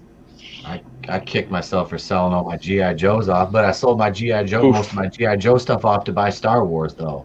So it was like that man, because that's when I was working at the dealership, the radio station, and wrestling. So it's like that all my extra money went to my Star Wars stuff. So I was like, well, like if it comes down to Star Wars, because I kept some of the GI Joe stuff. Sal fixed basically every damn GI Joe that was salvageable for me. What I do. Put new rivets and stuff like that on it. Nice. He did all the bands for him and stuff, man. It was like, it was great, man. Me and Trey had him out the other day because we got hang on, I got this. Even some of them that, cause some of them were in pretty bad shape, like they were super glued together, and some of them I was able to separate the super glue. But if I couldn't, that's a fix a lot of people don't know about or think about is if like for figures like Zartan or Zendara or like some of them had. Like Zartan has a screw in his back, but he's also glued together. So if you take the screw out, like there are ways to separate him, but you run the risk of cracking him. So what you do is if there's an O-ring left, you tie some string, like some elastic string to the end of the O-ring, and then you just kind of fish it through, and then you just tie them together with string. So they may not have an O-ring anymore, but they are playable. I've been lately I've been restoring LJN the rubber wrestlers. Oh yeah, I've been repainting them and cleaning up. I got some that they look like they're fresh out of the box. The APC. Yep. Nice. I got the top and the gun, the turret still on there. Nice. You got to have that steering wheel. That steering wheel by itself is like $30. The steering whheel is gone. Yep, always is. The steering wheel is gone. The steering wheel. Sal, you'll like this story. One of my buddies, we work out in the gym a lot, and we were just kind of the subject about because he's a really big GI Joe fan. He says he had the big battleship and all the stuff. The flag, the USS flag. He had that. He had the whole original line, everything, and then he went to college. And he says he had it all set up, and he put a bed sheet over it. And then he went off to college and he got married and all this stuff. And then he, lived at other places and years later. Well, then his mom died and he had to go to the house and clean out the stuff. He went down in the basement and right there was the freaking ship still the way he left it with the sheet. Open it up. Everything's right there still. He says he took all that, sold everything, paid off his college, like all his college debt with it. Oh yeah, the flag. But it was everything. Everything was primo. Like he says, he took care of everything. Everybody had all the original weapons, and like all the original stickers. I mean, is about as mint as you can get out of the box. Right. Yeah, it's like I was just shaking my head. I'm like, damn, man, that's insane. It's like, yeah. He goes, it was like literally walking down the basement to a time capsule. It's like literally like erasing, 15 years. God, oh, there it is. A complete flag, like a complete in good condition flag, can fetch every day from like 15 to 2,000 every day. Did you ever a couple of years ago when I was looking into all this and I bought a few things like GI Joe, just figures. I saw there used to be a store in it was outside of Kenosha, Wisconsin called Mantiques, and they used to specialize in putting together and selling the USS flags. So they would do one. You had to come pick it up though. It was, $1,500. Oh yeah, shipping on that's outrageous. Yeah, I saw one on eBay. It was custom painted, black and red, like a Cobra. That thing was selling for like $3,000. Oh yeah. I was like, holy! It was gorgeous though. Like whoever did that spent like I don't know how many hours or days or months or years doing that. It was beautiful though. Oh yeah, like I'm one of those like people poo-poo custom, especially something like the flag. They poo-poo customizing it, and I'm all about it because some of them like the central tower. Some of them are so de-yellowed. Or so yellowed that like using retro bright or the peroxide or like sometimes it just won't fix it, and doing that stuff makes the plastic really brittle on top of that. So if you have something that's so badly yellowed that it can't really be saved, I have no problem people painting it. But I've also seen people that when it's that badly yellowed, they'll take white spray paint and just give it a coat, and now it's white forever. So, You know what I'd like to do to one of those USS flags? Turn it into a Star Destroyer. hell yeah. Now I that would saw one guy like was going to turn it into a helicarrier. nice, a shield helicarrier. Mm-hmm. That's fucking sweet. Yeah. That'd be Pretty cool. Yeah. But I think we've been running for about 2:15 here, and this is probably a good place to drop it off for the evening. Mm-hmm. About 10:30 Eastern here. So I'd like to thank everybody for joining us this evening in the chat. Keely Chow, Leo Red, Ray's Double Dong, Alan Yaskovitz, Admiral Tiberius, Flare X, Raiders of Lost Flicks was here earlier. Let's see who else. Am I missing anybody here? I'm pretty much scrolling on up to the top. I think I got them all. I'd like to thank you guys. My panel, Tony ToneDef, Salvador, and Mad Dog Warren. Tony, I'm going to put you on solo, man. Why don't you go ahead and tell us what you got coming up for the channel the rest of this week? Definitely. And first off, thank you very much for having me again tonight. It's always a pleasure. If you haven't already, go subscribe to my YouTube channel, Tony ToneDef. If you're not a fan of Zelda, you will be after you watch the video I uploaded on Sunday. Anyway, it's well produced, well thought out, and one of my best pieces of work, so please go check that out. Also, I have a video up on Patty Jenkins talking about Wonder Woman 3 and an Amazon spinoff. So definitely, it's Tony ToneDef. Also, check me out on Twitter, T ToneDef. And that's about it for now. I've got a Star Wars video in the works right now. It might be about a week and a half before it's out. After that, I'm going to watch episode 9. I haven't seen it yet. I don't want to taint my vision of Star Wars any more than it already has been. So I'm going to do the video first, and then I'm going to delve into the twisted mind of JJ. Oof. And that's a scary trip you're on, man. Yeah. Thank you, brother. I appreciate it. Thank you. You're welcome, man. Salvador, the floor is yours, sir. Hello. I have a bunch of Star Wars content coming out of my channel, 2 Cents Toys, hence the hashtag. Recently, today, I hit 232 subscribers, like during this chat. And yeah, if you want to keep up to date, as best as I can anyway, on the new Star Wars toys coming out, I have a few of those. But given the current Koof situation, distro from that land across the ocean has been kind of hit and miss. I just today, during the stream, opened up my front door because I received a package from Amazon and I have 2 brand new Marvel Legends that'll be reviewed this week. What else we got? A couple more Storm collectible videos, customization video coming out.